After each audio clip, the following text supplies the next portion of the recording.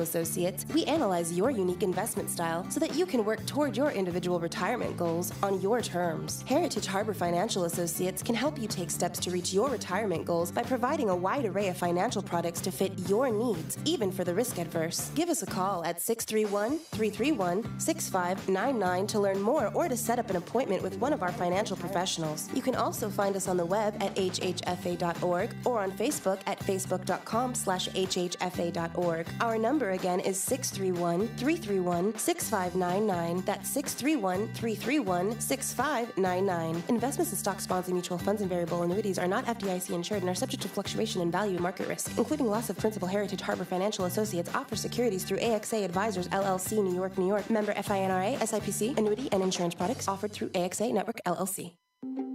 This is Mario Andretti. You know me as a race car driver, but I'm also a Meals on Wheels volunteer. I've raced against the sport's biggest personalities, but I've never met more vibrant, amazing people than the seniors served by Meals on Wheels. As a volunteer, you deliver a hot, nutritious meal and a friendly hello to someone just like your mother, grandfather, or next-door neighbor. These seniors are inspiring people with incredible stories to share, and they love to see you. The smiles you get back are priceless. Delivering with Meals on Wheels is easy, and you don't have to drive like me for it to be quick. You can volunteer your lunch break once a week or just once a month. With 1 in 6 seniors facing hunger and many more living in isolation, your lunch break can make a real difference. So, America, let's do lunch. Volunteer your lunch break at americaletsdolunch.org. This message brought to you by Meals on Wheels America and the Ad Council. Okay, Simon, what are you wearing right now? Nothing. That's right. And what do people normally wear? Clothes. Exactly. So now Mommy's going to teach you how to dress yourself. Clothes keep us warm, they look good, and if we go out without them, the neighbors will talk. So it's important to know how to get dressed. Here's how it's done. Underwear always comes first, name tag at the back, then pants, then shirt. Get the first button in the right hole or you have to start all over. If you're wearing a tie, it goes over, round, round, through, and pull tight. Tuck your shirt into your pants and zip up your fly. Socks going first, then shoes right on right, left on left. With shoelaces, just take the ends, cross them over, switch the loops. The rabbit goes down the hole, pull tight, and you're left with bunny ears. I love bunnies. Good to know. Now remember, spots don't go with stripes, socks don't go with sandals, and if you've tucked in your shirt, wear a belt. Got it? Why are your pants on your head? Most parenting is hard to do in just 2 minutes. But spending just 2 minutes twice a day making sure they brush their teeth is easier and could help save them from a lifetime of tooth pain. For fun 2-minute videos to watch while brushing, visit 2min2x.org. That's 2min2x.org. A message from the Partnership for Healthy Mouths, Healthy Lives, and the Ad Council. So you see, son, good manners are very, very important. Someday, many years from now, when you're a grown-up, you'll be a man. And when you are, you should be a gentleman. Do you want me to go through it one more time? Yes. Yes, please. Yes, please. Exactly. Always say please, thank you, you're welcome, and excuse me. Sit up straight, hold doors open for ladies. If a door's shut, then knock first. Don't burp, don't swear, don't speak with your mouth full, don't reach across people's plates, keep your elbows off the table. What table? And don't interrupt. While we're at it, don't stare, don't use foul language, don't call people names, but do remember people's names. Always share your toys, play nice, and cover your mouth when you cough or sneeze. On the bus, give up your seat to anyone who has trouble standing. Bottom line, treat others the way you'd like to be treated. Got it? Got it. And stop picking your nose. Most parenting is hard to do in just 2 minutes. But spending just 2 minutes twice a day making sure they brush their teeth is easier and could help save them from a lifetime of tooth pain. For fun 2-minute videos to watch while brushing, visit 2min2x.org. That's 2min2x.org. A message from the Partnership for Healthy Mouths, Healthy Lives, and the Ad Council. It's the Worldwide Sports Radio Network.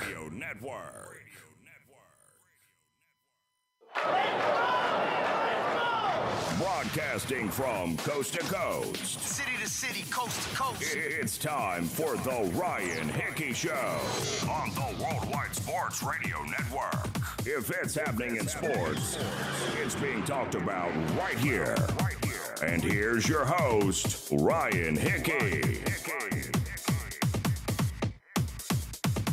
Good Thursday morning and welcome into the Worldwide Sports Radio Network. It is the Ryan Hickey Show live with you until 11 a.m. Eastern. We appreciate you tuning in. Hopefully you had a great start, or I guess end to your weekend, I should say. I don't know why. Anytime I enter the show, I always forget what day it is, what month it is sometimes. For whatever reason, even though I only do the show twice a week on Monday and Thursdays, the days always blend together. When I do the Monday shows, I feel like it's Thursday. I always have to watch myself on Thursdays because I keep thinking it's Monday. But nonetheless, I welcome you in on this Monday. Hopefully you had a great weekend, past tense. And we appreciate you starting your week with us right here on the Worldwide Sports Radio Network. Again, here till 11 a.m. Eastern with a jam-packed show, as it always is, after an NFL Sunday full of NFL football. We have a lot to get to here. Unfortunately, the Dallas Cowboys, and really unfortunate for Dak Prescott, just a heartbreaking, gruesome injury that occurred to the franchise quarterback in Dallas.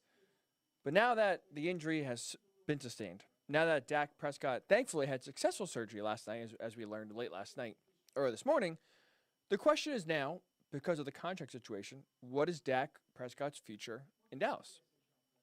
Will he be there? Remember, he signed the franchise tag. So he's only there for a year, this year, before he is again a free agent unless the Cowboys decide to franchise tag him for a second time. Why, to me, look at the situation. Andy Dalton, of all people, has a say in Dak Prescott's future in Dallas. I'll tell you what I mean. 15 minutes or so at 9:20. 9:40. This one hurts. Diehard, big-time Colts fan. Was not on board with the Phillip Rivers signing. And now through 5 games, Colts are 3-2. But should there be a quarterback change?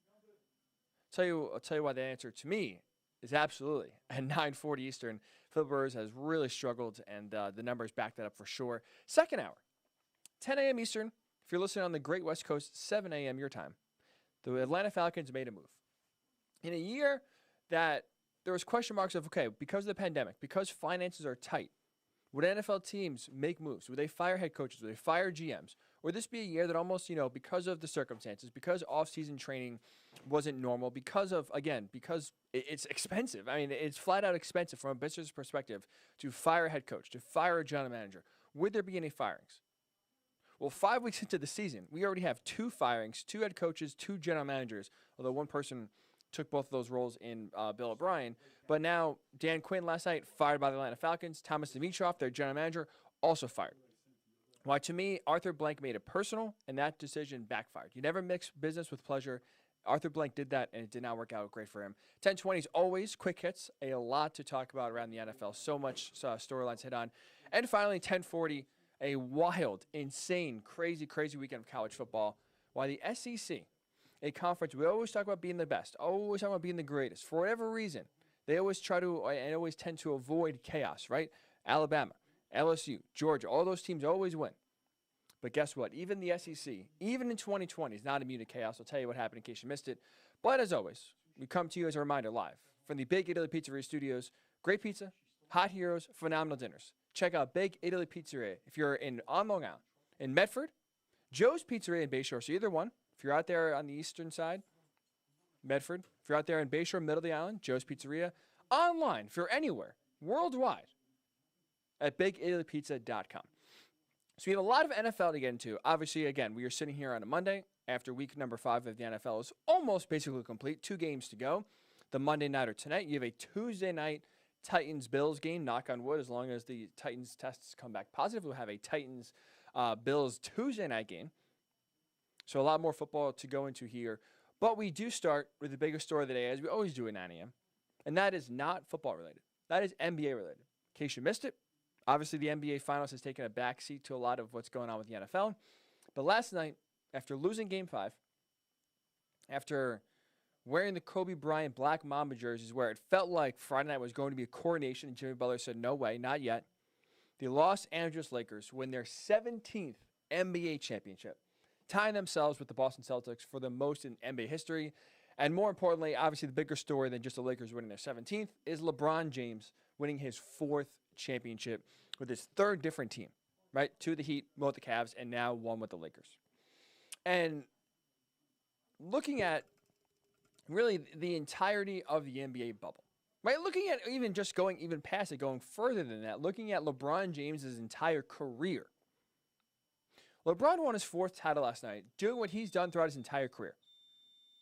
Since he first was drafted to Cleveland, since he went to Miami, since he came back to Cleveland, when he went to Los Angeles, he won a title doing so what he's done again for his entire 17-year career. Silence the doubters. And I was one of them. Hand up. We will look back. I know, obviously, we will look back 10 years, 15 years, 20 years and be like, wow, how could anyone ever doubt LeBron? We just saw Michael Jordan, a little different, right? The Last Dance documentary comes out this pandemic. All we see and all we hear about is Michael Jordan using the fuel from the doubters, but mostly a lot of praise towards Michael Jordan. LeBron James, best player in the world in your opinion, second best player in the world in your opinion, maybe third, fourth, fifth. LeBron is one of those polarizing figures that people love to hate on. But one thing that cannot be argued throughout LeBron's entire career is that he's been doubted. And again, I was one of those doubters. I'm a LeBron fan, as weird as it sounds. I like LeBron. I know people really, he's one of those polarizing figures where you either love LeBron or you hate LeBron. There are definitely many qualities I love tweaking about LeBron. But if we're talking about the player on the court, everything he can do, how he makes everyone around him so much better, the circumstances he has to overcome in order to win a championship, to even get to a championship, a lot of that is fueled by doubt. And yours truly, as soon as really the Lakers got down to the bubble, I had my doubts and I had my concerns. And what does LeBron James do? Silence those doubts yet again. Lakers get down to the bubble. They're playing the best basketball of any team in the NBA right before the shutdown. LeBron James on a tear. They beat the Clippers. They beat the Bucks. They have some big wins going into that stretch. LeBron is playing like an MVP. LeBron was gathering momentum and had a chance, if there's no shutdown, to take the MVP away from Giannis and claim it for his own. But as we know, the shutdown happens. Have a little break from March. We come back in late July. The Lakers looked awful. And I had my doubts about the Lakers because of how bad they looked.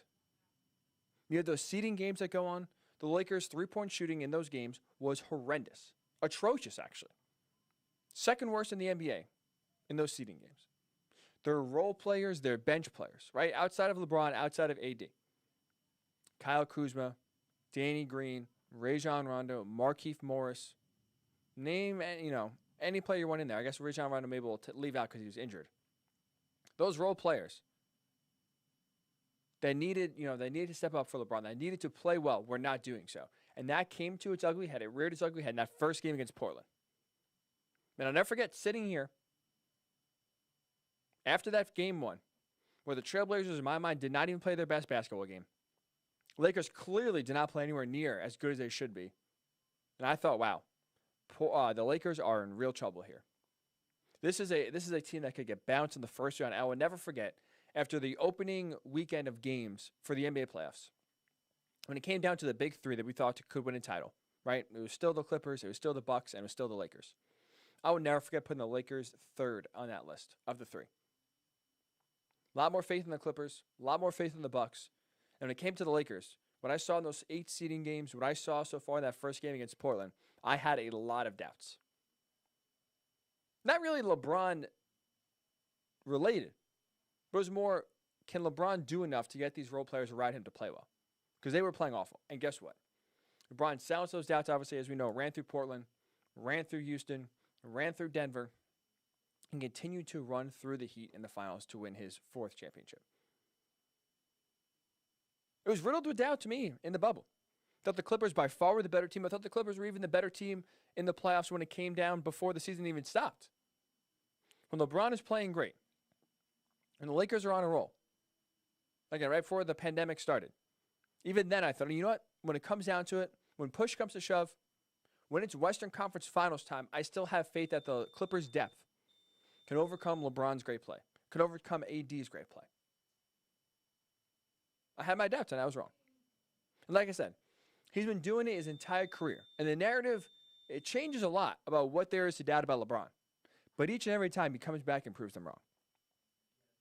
Now, it's funny to look back in retrospect with LeBron and his struggles to win a title and get his first title. Right, and now at least we sit here. Giannis got bounced for the second year in a row with the Bucks. Right, they didn't even make it to the Eastern Conference Finals this year. And there's now all of a sudden doubt and questioning about, well, is Giannis truly one of these elite players? Can he win a championship as the number one piece? This is really only Giannis's, 3rd real year of winning a title? He was at an MVP form last year. We're up 2 against the Raptors in the Eastern Conference Finals. Obviously, we know what happened there. Comes back, wins the MVP again. This time they get bounced by the Heat. And there's already questions about, will Giannis leave? Can he be the guy? And there's already doubts surrounding Giannis about if he could be the main guy leading a championship team. LeBron James, it took him 9 years of his career to win his first title. He was with crap for Cleveland when he was first drafted there. Somehow got one of the worst teams in NBA history to the finals in the first year. Amazing how he was able to do that. Goes to Miami, loses to the Mavericks, and we'll get to that in a second here. But it took him 9 years. 9. There was doubts about he could be the one. Could he get a championship? Could he be the reason why a team wins a championship, right? He goes to Miami, everyone, including yours truly, bags on him, rides him, does not agree with the decision, ring chasing, and that really started a new era of free agency. So we all had our doubts. We had our doubts if he could be the one to win a championship. Goes to Miami, right? He obviously has that corny intro press conference talking about not 8 titles, not 9 titles, not 10 titles that they're going to win with Dwayne Wade and Chris Bosh. They make it to the finals in their first year in Miami. LeBron, as you know, plays one of the worst finals he could possibly play in his career against the Mavericks. Mavericks win. Big upset over the Heat. And there's tons of question marks. Can LeBron play well in the big moment? Because he really, up to that point, he has not. So there's questions about LeBron, and there's doubts about LeBron if he could actually be the reason why a team wins a championship. He silenced those. Goes back to Cleveland after winning 2 titles with the Heat. Down 3-1. Really, there's not even doubts that they can make a 3-1 series comeback against the 73-win Warriors because it was over. No one's done it. No one thinks this team could do it. LeBron, in part, wills his way.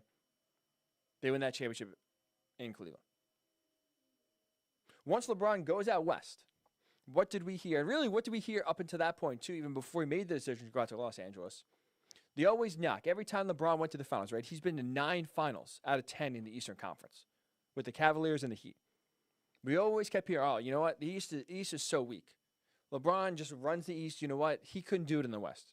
He couldn't get past the Warriors. He couldn't get past the Rockets. Couldn't get past the Clippers. The West is such a different challenge that sure, LeBron just beating up the Raptors again, beating up the Pacers again, beating up a young Celtics team. He can't win in the West. Goes to the West, wins the finals in his first year that he's truly healthy. Just completely, again, always silencing the doubters. And what he's doing now at age 35, winning his 4th finals MVP, now only trailing Michael Jordan, who has 6. I mean, you think about it, at 35 years old, this is his playoff, not the finals, not one series, his playoff stat line, 27.6 points per game. Shot over 55% from the field. And there was plenty of doubts about LeBron's shooting ability. Because he really struggled from 3. He even really struggled with the jump shot. It wasn't until midway through his tenure in Miami where he finally was confident shooting the basketball. There was confidence in him making jump shots because that was the book on LeBron. Make him shoot. Almost like a Ben Simmons now. Don't let him get to the basket, just make him shoot. And now in the finals, at age 35, he shot 55% from the field. Had a double-double because he collected over 10 rebounds a game and averaged 36 minutes per game at 35. And to be honest, watching him throughout these entire playoffs, outside of a game or two, he doesn't look like he lost a step. He's driving to the basket whenever he wants. He's pulling up from 3. He's pulling up from deep, 3 or 4 feet behind the line, knocking him down. He's getting hacked on his way to the basket, making those shots, drawing the fouls. We always talk about, Tyler Hero, I'm a bucket, right? That famous quote that Tyler Hero said and we heard throughout the playoffs. LeBron James was a walking bucket, though. When he wanted to score, he did. Drove to the basket, put his head down, no one was stopping him. Makes a jump shot, makes a mid-range shot. Silencing the doubters yet again. Congratulations to LeBron James. He deserves it. Because his entire career is doubt. He can't be the reason a team wins a championship. He'll never play well in the big moment. He can't knock down shots. He can't win in the West. He can't overcome this bad core that he had entering the bubble to win a championship. But now he's silenced all of those doubts and yet again wins his 4th title. Congratulations to you, LeBron. And the Lakers, big championship, and they are celebrating, I'm sure, very, very, very heavily.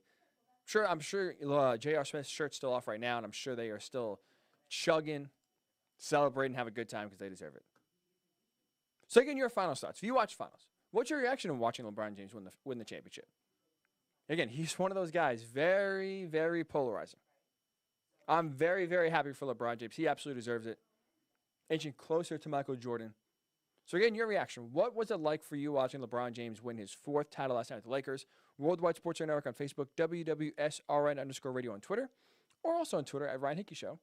Tweet me your reactions, write on Facebook your reactions. We'll read them on the show. And when we come back, the biggest story of the NFL yesterday was unfortunately Dak Prescott getting injured. We'll tell you what that injury was. But more importantly, does Andy Dalton hold the cards for Dak Prescott's future in Dallas? I'll explain why next. It is the Ryan Hickey Show right here on the Worldwide Sports Radio Network. It's the Worldwide Sports Radio Network.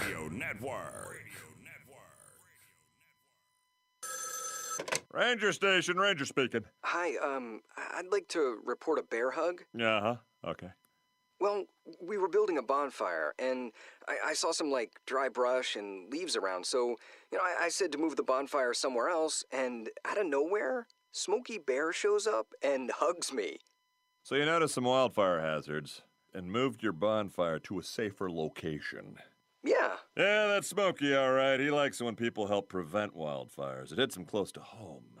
Not everybody gets the hug, my friend. So that's pretty special to get a hug from Smokey Bear. So it was him. Hey, guys, I told you it was Smokey. Okay, well, congratulations, my friend. And thanks for calling. There are many ways to prevent a wildfire. Learn how you can do your part at SmokeyBear.com. Only you can prevent wildfires. Sponsored by the U.S. Forest Service, Ad Council, and your state forester. Hope you enjoyed your meal. And I just want to say, he's lucky to have a brother like you. Lucky? Caring for my brother is far from easy. Waking up every day, lifting him from the bed to the wheelchair to the car to get him to therapy on time, it's no small task between the doctors and the diagnosis, but nothing can disable this love. This is my big brother, my hero. He's part of me, like my arms and legs, so I'll be his. See, there's no time for tired. This starts again tomorrow. He'll be waiting for me. I wake up for him. I know he needs me, but I'm the lucky one, even though I need help now and then. If you're caring for a loved one, visit aarp.org/caregiving for care guides and community, or call 877-333-5885. Caregiving Resource Center. Support for your strength. Brought to you by AARP and the Ad Council. You're listening to the Worldwide Sports Radio Network. Welcome back to the Ryan Hickey Show, right here on the Worldwide Sports Radio Network.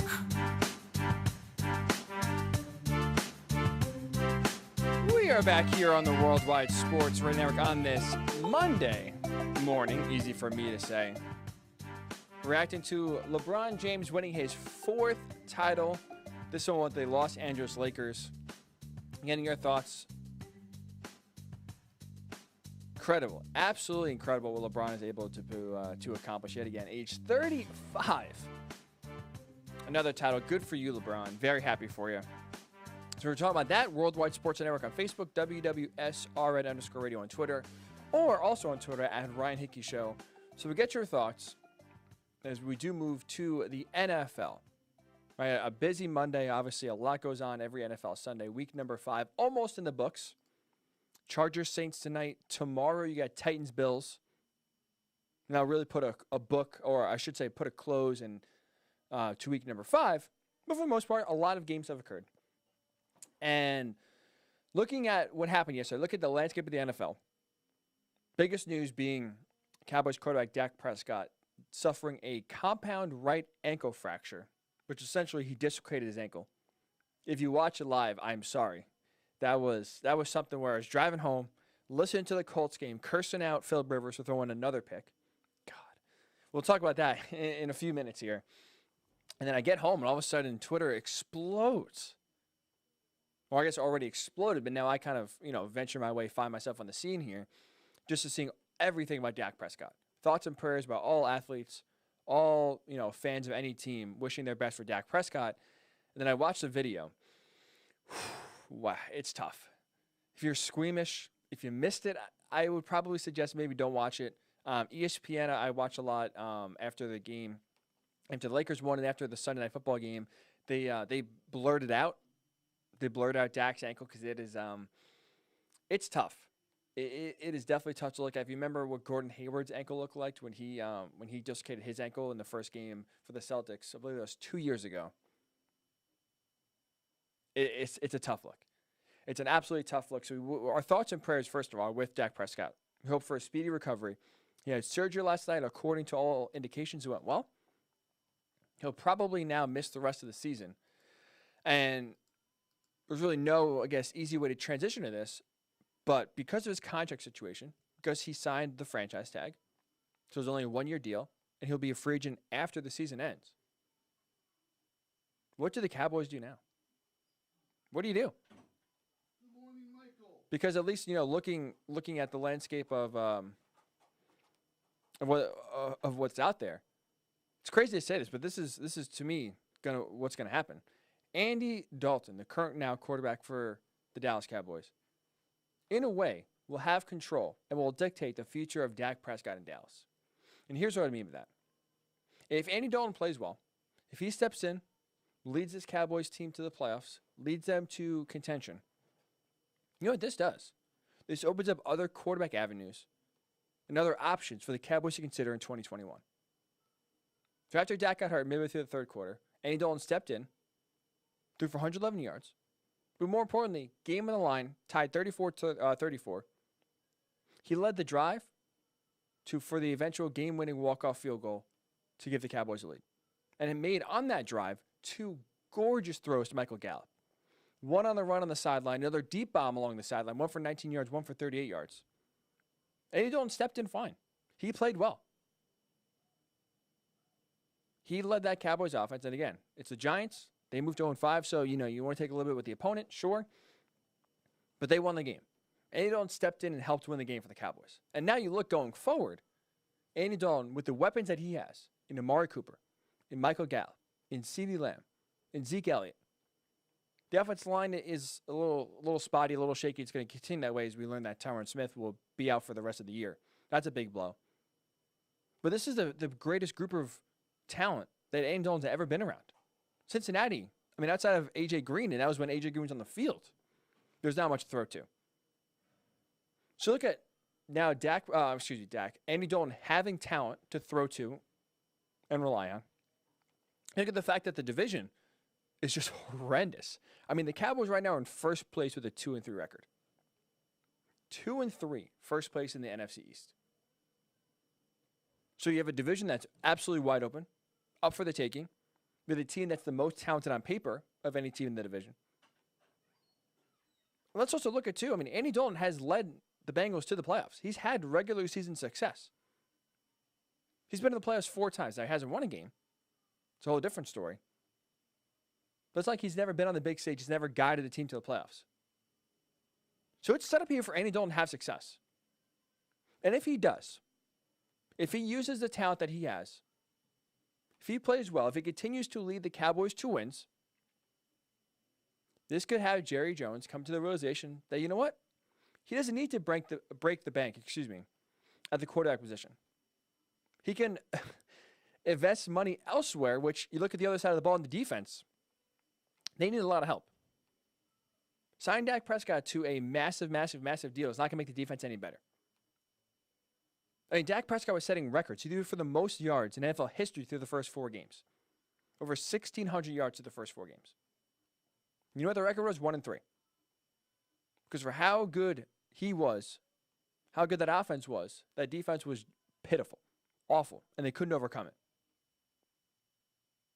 So now if Jerry realizes he can put money elsewhere, he doesn't need a top 5, a top 10 quarterback, or at least maybe even if you don't put Dak in that range, you don't need to pay a quarterback like his top 5. He can invest money elsewhere because Jerry's a businessman. Maybe that will be the best thing for your team going forward to win another Super Bowl. So you look back at the last offer on the table.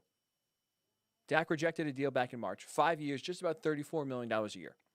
So you don't do some rough math. It's basically 5 years, $175 million. Dak said no thanks.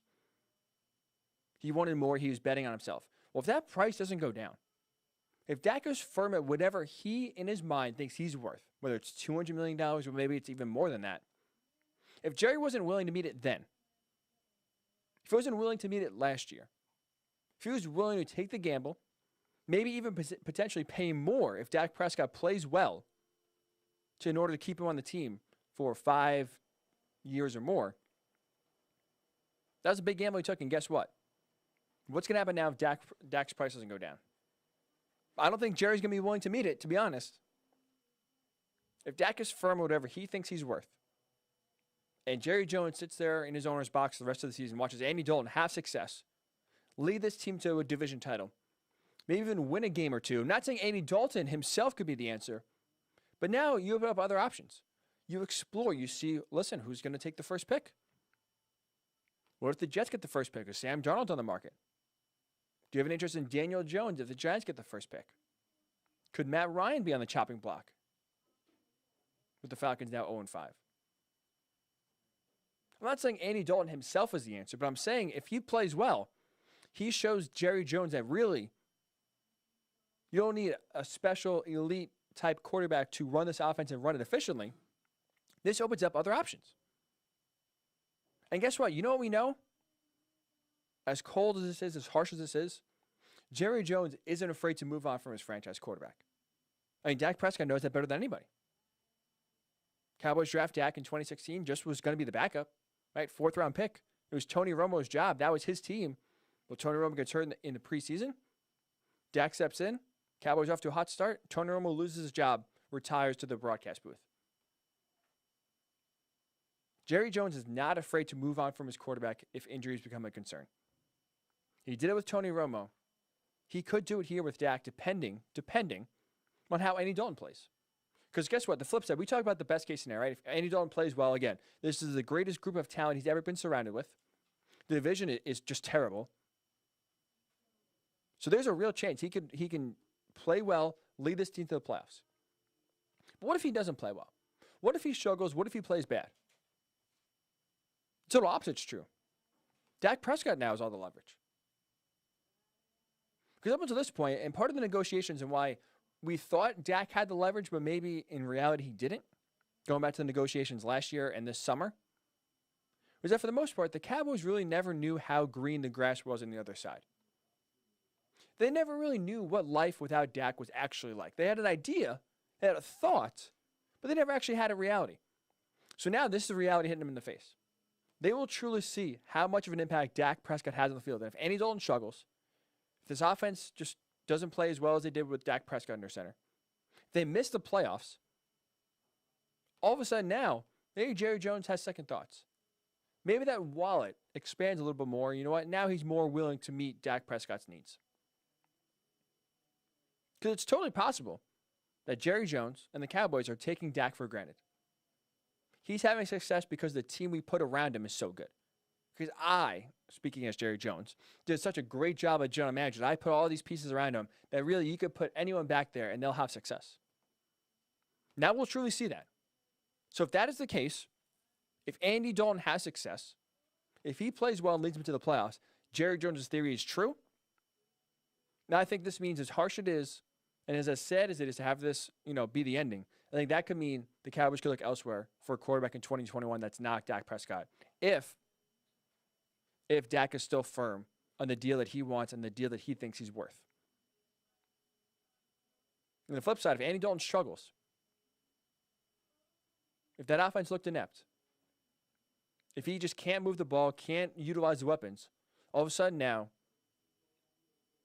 Jerry has some decisions to make. He knows what life without Dak Prescott's like, and it's not a good life. So now all of a sudden, maybe he's more willing to go to Dak's side of the table. Maybe willing to cross that line and cater more to Dak than maybe other way around where he was hoping Dak was going to cater to him. So look at this injury and how brutal it is. It's going to be Andy Dalton's team the rest of the year. And good or bad, to me, Andy Dalton is going to have a major say on whether Dak is back in Dallas or not.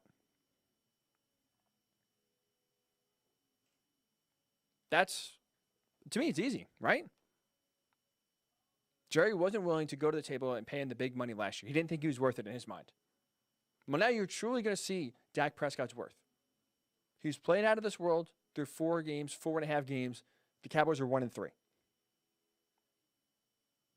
If anyone can have success in this offense, if it takes an average quarterback and they can really get lifted up by the talent around them, you don't have to break the bank. You don't have to shell out top 3, top 2 money if you don't think the quarterback and Dak Prescott is worth it. You can put money elsewhere, especially in your defense, because Lord knows that defense needs a lot of help. And if he's bad, like you said, Dak's price goes up, his leverage gets greater. Now the Cowboys are really stuck paying Dak even more than they were supposed to pay him last year. So it's crazy to say this, but Andy Dalton himself holds the keys to the future of Dak Prescott in Dallas. Go to bed, I think Andy Dalton will have a major, major, major factor as to what the quarterback situation will look like for Dallas Cowboys in 2021. So I'm curious your thoughts. Just first of all, seeing Andy Dalton step in last night, play well. Can he lead this team to the playoffs?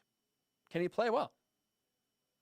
And if he does play well, if he leads them to the playoffs, hell, even gets a playoff win, should the Cowboys keep him? Should they move on from Dak? I'm really curious your thoughts. Because now we play these hypotheticals in our head. And it is a very sad reality. I'm not losing light on that. But now reality is hitting Dallas in the face. In one way or another, whether they want to or not, they're going to have their answer of what life is without Dak. And either it's going to be a good life, where they finally learn their answer and can go a different direction, or they're going to realize this is horrible. We took this guy for granted, and you know what? We got to make sure he can stay and be in a Dallas Cowboys uniform for the foreseeable future. So I'm curious your thoughts. Can Andy Dalton lead this team to the playoffs? They're in first place right now. He led the game-winning drive and threw some great passes to Michael Gallup. He stepped in and played well. And if he does play well, should the Cowboys keep him? So take your thoughts. Worldwide Sports Network on Facebook, WWSRN_radio. I see some comments already on Facebook. We will respond to those when we come back. WWSRN_radio, or also on Twitter at Ryan Hickey Show. Tweet me your thoughts, write on Facebook your thoughts, or read whether Andy Dalton, if he plays well, the Cowboys should keep him, and if Andy Dalton himself holds the future for Dak Prescott in Dallas. We'll get your thoughts. And when we come back, speaking of quarterback changes, speaking of the future of quarterbacks, the Colts have a major question on their mark. Phillip Rivers, should they consider a quarterback change? I'll tell you my answer next when the Ryan Hickey Show returns right here on the Worldwide Sports Radio Network. It's the Worldwide Sports Radio Network.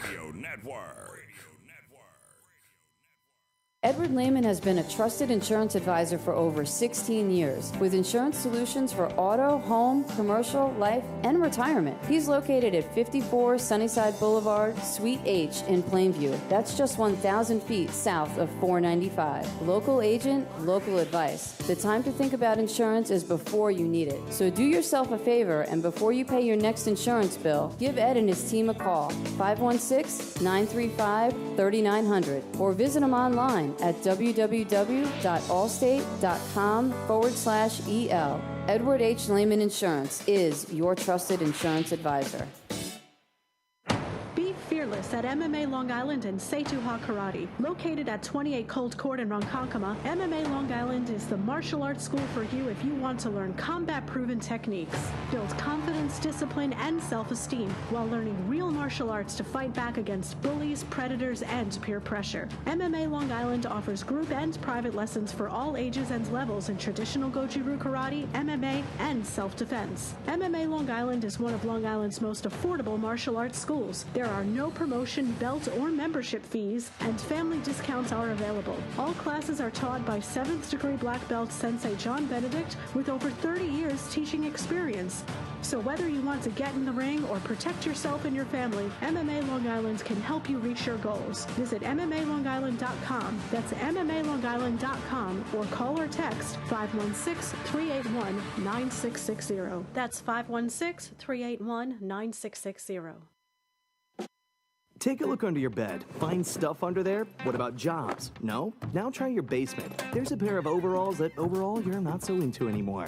A perfectly good laptop that hasn't sat in your lap in months. And even more stuff, but still no jobs? Well, you really have both. See, stuff is defined as household articles considered as a group. Sometimes this stuff is no longer needed. Wait, no longer needed? That can't be right. Because remember those jobs you were looking for? Those are really needed, and they're the stuff inside your stuff. Even inside that winter coat that moved with you to Phoenix. Our job is to unlock those jobs, and it starts when you donate your stuff to your local Goodwill. Here's how we do it. When you donate to Goodwill, we sell your stuff to provide job training for people right here in your community. So just by teaming up with Goodwill, you help create jobs. And isn't that worth parting with the leftover guitar from your 80s cover band? Goodwill. Donate stuff, create jobs. Find your nearest donation center at goodwill.org. A message from Goodwill and the Ad Council. Dear John, I was hoping it wouldn't come to this, but you've left me no choice. I'm leaving. Uncontrolled high blood pressure is really serious, and lately you seem to really not care. I've been there for you since day one, and I know you think I'm gonna keep ticking. But no, my friend, I can quit whenever I want. Why can't we get back to the good times, when we were more active and ate more healthy foods, and you checked on me every once in a while? Is that too much to ask? I don't want to leave, but unless you stop ignoring me, what else am I supposed to do? Remember, when I quit, you quit. Sincerely, your heart. Listen to your heart. Don't let it quit on you. Doing the minimum to control your high blood pressure isn't doing enough. High blood pressure can lead to a stroke, heart attack, or death. Get your blood pressure to a healthy range before it's too late. Find out how at heart.org/blood pressure. Check, change, control. A message from the American Heart Association, the American Stroke Association, and the Ad Council. It's the Worldwide Sports Radio Network. Welcome back to the Ryan Hickey Show, right here on the Worldwide Sports Radio Network.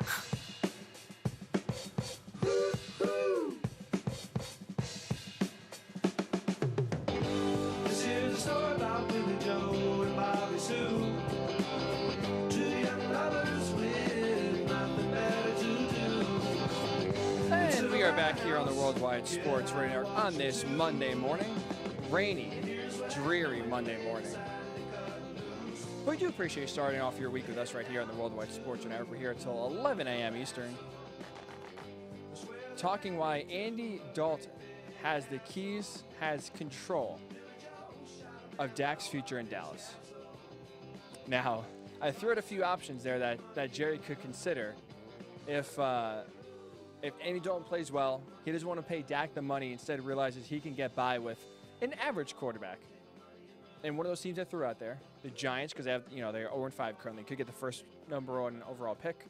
Maybe they move on from Daniel Jones. My guy Nicholas Stroud on Facebook writes, Daniel Jones, and then in all caps, LMAO.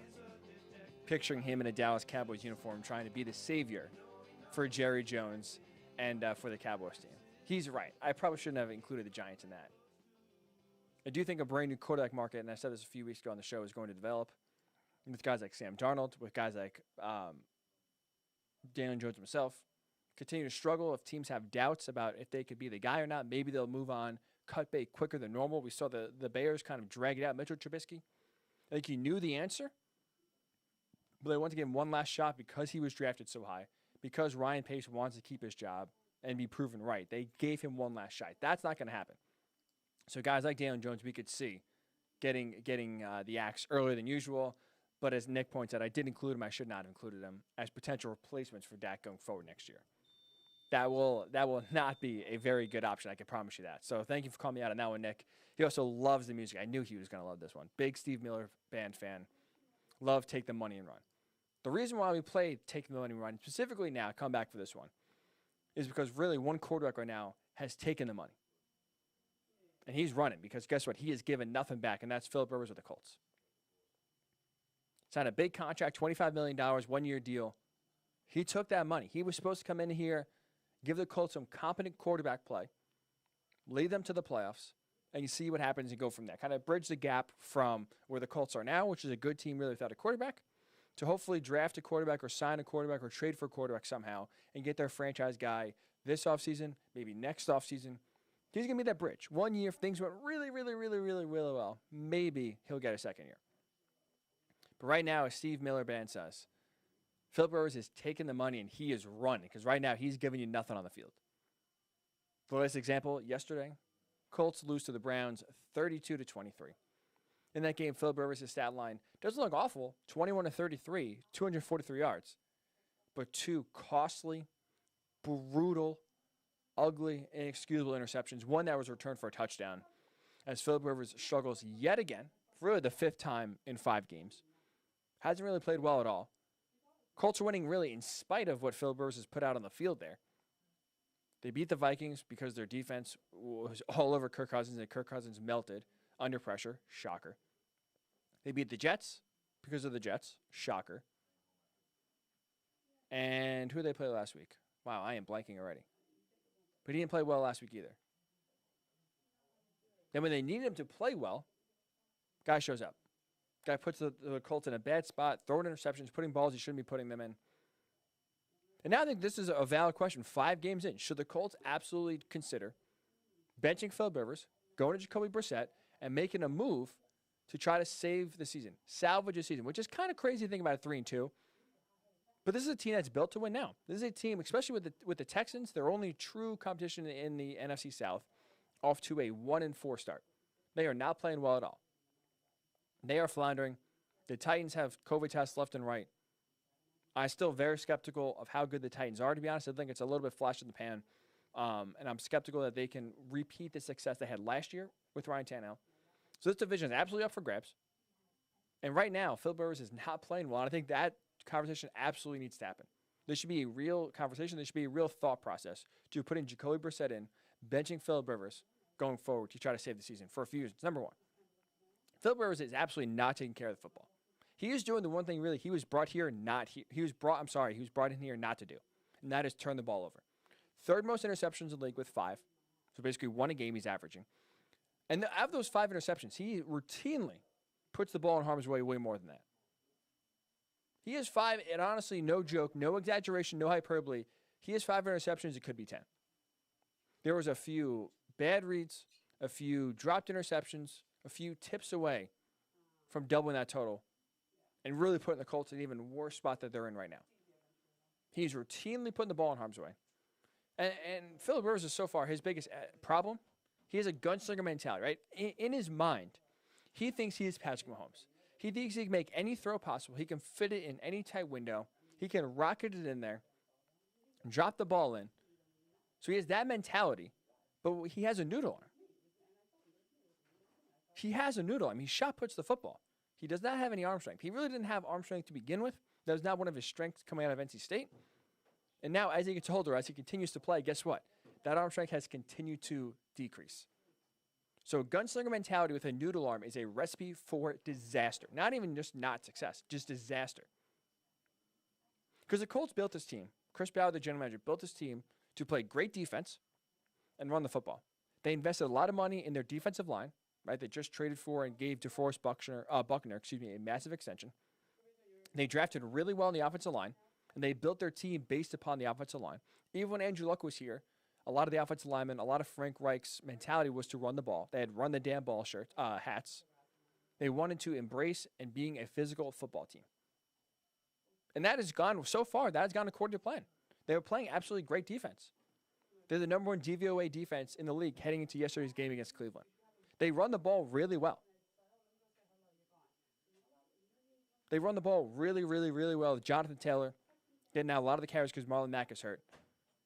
But routinely, Philip Rivers is ruining that formula, putting the Colts in positions to lose because he's constantly putting the ball in harm's way. So if you want a quarterback that's there to not turn the ball over, which is really what you need when you're built on running the ball and playing defense, Jacoby Brissett fits the bill. Jacoby Brissett does not turn the ball over. He's very careful with the football. And now, despite that, not only is Philip Rivers not taking care of the football, their red zone efficiency, the Colts, once they get to the red zone, just come to a screeching halt. Their red zone efficiency is awful. Heading into yesterday's game, they were 28th in red zone conversion percentage. That means how many times did they got inside the 20 and scored a touchdown? They were 4th worst in the NFL at 28th in the league. They're scoring touchdown just 46% of the time they reach the red zone. And that continued again on Sunday. They went 1 for 4 in the red zone, scoring 1 touchdown on the opening drive. Didn't reach the red zone and scored a touchdown again. Reached the red zone 3 times, kicked 3 field goals. Can't be 7 for field goals. Can't do it. And they continually do it week in and week out. So this has been an absolute nightmare because not only are they not converting the red zone, not only are they not scoring touchdowns, and again, continuing to settle for field goals, which keeps teams in the game. And thank you for the Colts defense. They've bailed them out. But they routinely do not put teams away. And not only do they not score touchdowns in the red zone, Philip Rivers is still throwing balls and putting balls into windows that should be turned over. There was one drive yesterday I was watching. I forget, it was in the fourth quarter. I believe it was when the Colts scored their final field goal. They were down by 9. They were driving the ball. They reached the red zone. Goal-to-goal situation. 3 passes in a row. Philip Rivers threw the ball, either overshot his receiver, put the ball in harm's way, stared down the receiver, and it almost was picked. And the Colts were lucky to get a field goal out of that situation. So now, all of a sudden, Frank Reich, an aggressive play caller, wants to go on 4th down, wants to push the envelope, wants to push the ball down the field, is forced to be very conservative, call easy, simple plays, because Philip Rivers does not take care of the football. So he's turning it over. This team comes to a screeching halt once they reach the red zone. And to be honest, like I said earlier, they've won in spite of Rivers so far. Honestly, if I ask you right now, I understand a lot of you haven't watched a lot of Colts games. I don't blame you. But what has Philip Rivers done to elevate this team? When has he really ever put the team on his back, whether it's even just one drive, let alone one quarter or one game?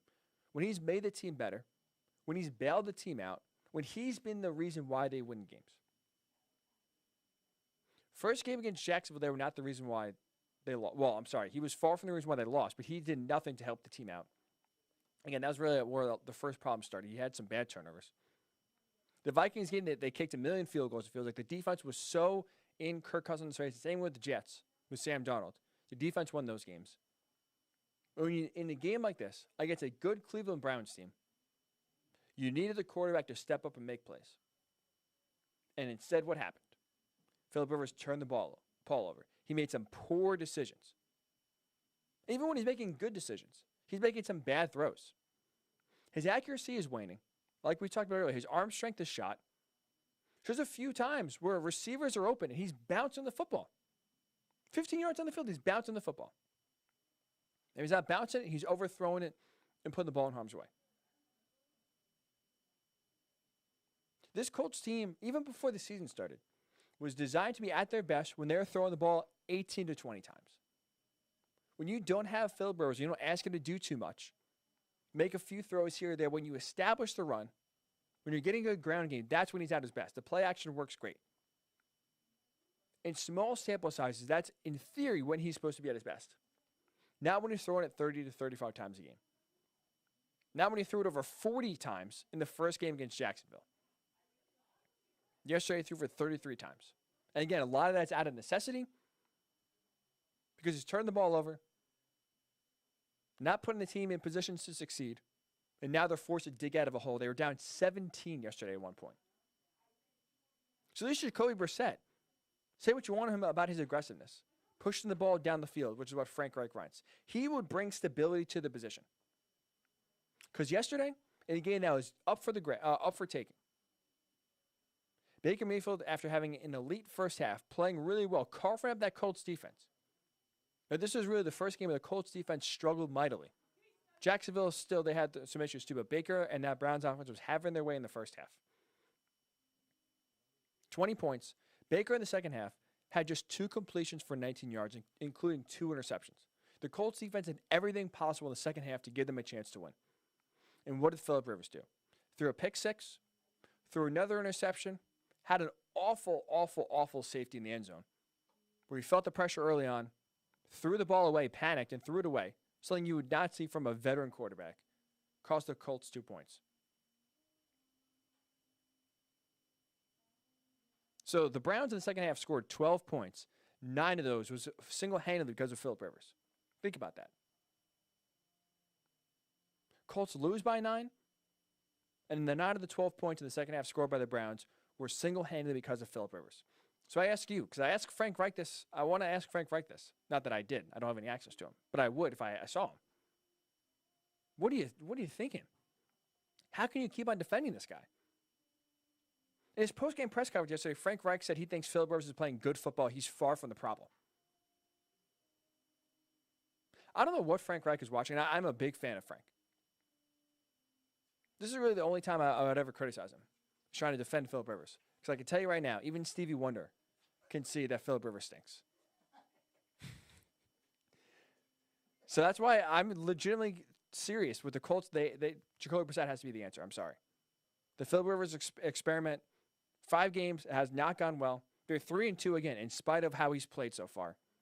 Before the season gets away from him, before they really hit the meat grind of their schedule, because the second half of their schedule is really tough. They play a lot of good teams. Get out ahead of it. Try to salvage the season and put a quarterback back there that can be trusted, that won't put the ball in harm's way, and you won't have to win in spite of. You won't have to overcome. Because through 5 games, again, that's all the Colts have done so far. Win or loss, they have to had overcome Philip Rivers. So I'm curious your thoughts. If you're a neutral observer, if you watch more Philip Rivers games, should the Colts consider benching Philip Rivers? I'll ask you this. I'll even ask you this if you haven't really watched him too much. Do you fear the Colts if Philip Rivers is the quarterback? Right? If you're a team in the AFC, if you're the Steelers, if you're the Patriots, I wouldn't even put the Chiefs there because they're laughing. The Raiders, the Titans, the Steelers, the Browns. Do you fear Philip Rivers if your team is going against the Colts? Because I know my answer, and it's not yes. It's absolutely not yes. So the Colts absolutely have to make a decision here. Bench Philip Rivers. Let's go to Jacoby Brissett and hit the reset button next year. Have my eyes set on it. Sam Darnold, 2021. Make the move, Chris Ballard. Got to do it. But for right now in 2020, to me, Philip Rivers is not the answer. So take your thoughts. Facebook, Worldwide Sports Network. Twitter, WWSRN_radio. At Ryan Hickey Show on Twitter. Should the Colts consider benching Philip Rivers? When we come back, another head coach, another general manager lost their jobs. Well, Arthur Blank made it personal. He mixed business with pleasure, and it came back to bite him. Tell you what that means next. It is the Ryan Hickey Show right here on the Worldwide Sports Radio Network. You're listening to the Worldwide Sports Radio Network. Edward Lehman has been a trusted insurance advisor for over 16 years with insurance solutions for auto, home, commercial, life, and retirement. He's located at 54 Sunnyside Boulevard, Suite H in Plainview. That's just 1,000 feet south of 495. Local agent, local advice. The time to think about insurance is before you need it.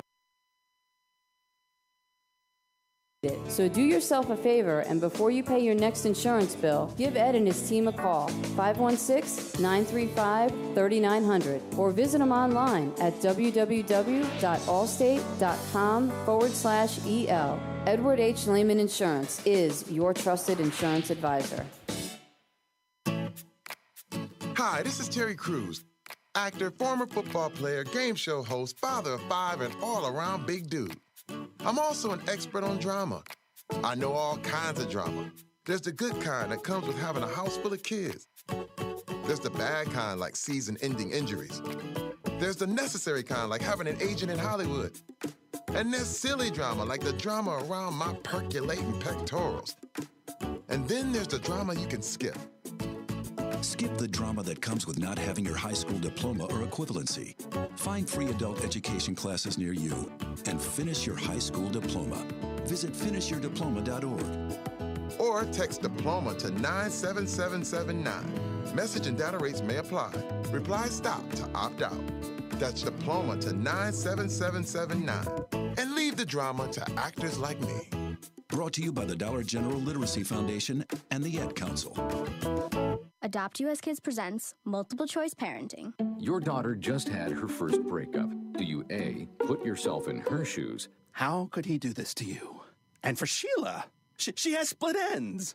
B, console her. Oh, sweetie, this is going to happen a lot. 4, maybe 5 more times before you get married. C, take charge. Got to get this all straightened out. Give a little talking to, man to man, mano a mano. Hey, Steve! It's now a good time? No? Okay, no problem. Bye. Or D, help her find a new boyfriend. I know a great place to meet boys. The internet. Nice, single boys. Never mind. How about some ice cream? As a parent, there are no perfect answers. But you don't have to be perfect to be a perfect parent. Thousands of teens in foster care will love you just the same. For more information on how you can adopt, visit adoptuskids.org. A public service announcement from the U.S. Department of Health and Human Services, Adopt U.S. Kids, and the Ad Council. It's the Worldwide Sports Radio Network. Welcome back to the Ryan Hickey Show, right here on the Worldwide Sports Radio Network.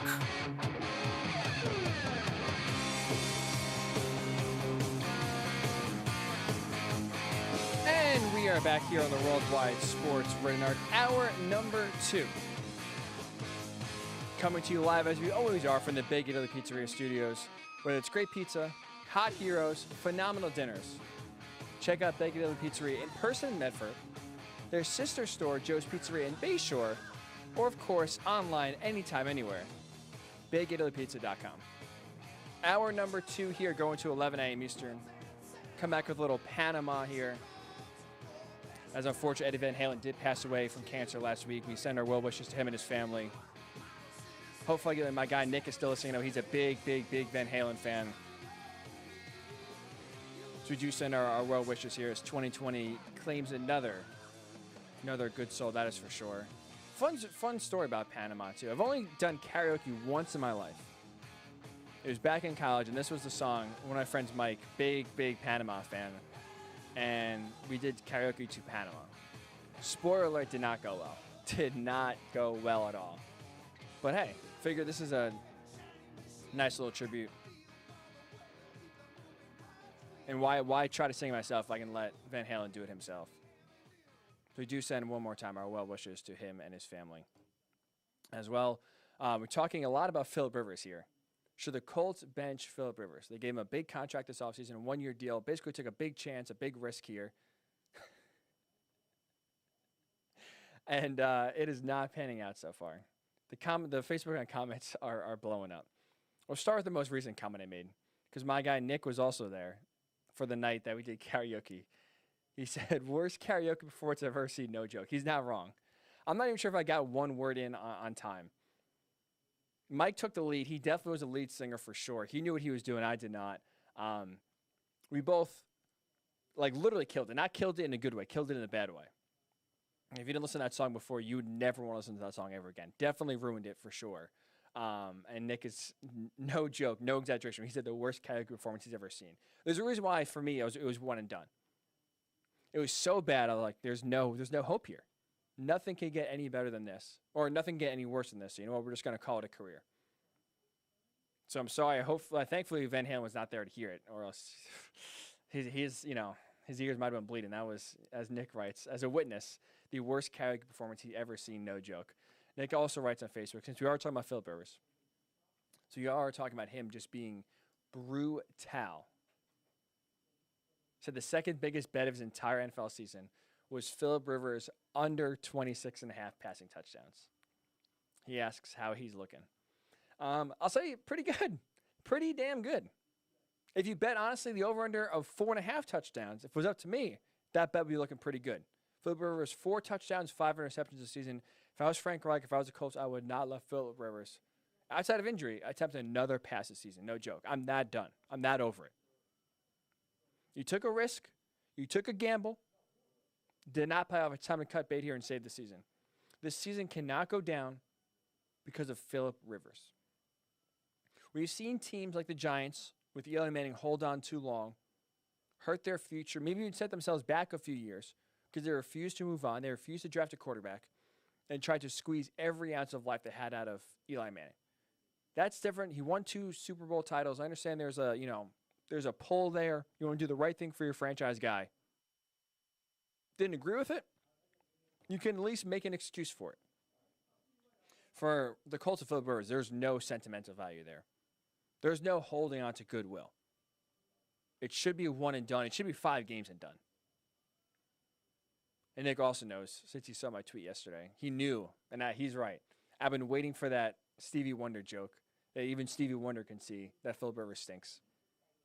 I've been waiting for that. I put it on Twitter. It came to my mind yesterday as soon as I saw Frank Reich basically saying that Phillip Rivers is not the problem in Indianapolis. And I couldn't wait. That was the first thing when I started the segment. I was like, all right, I got to incorporate this somehow. So Nick does know my strategy for sure. And I don't make many jokes. I really don't. I'm not that funny. I try to make jokes. A lot of them don't land. But when one does land, I'm just going to milk that one. Keep on milking it. Let it ride. And that happened to be the Stevie Wonder can't even see that Philip Rivers stinks joke.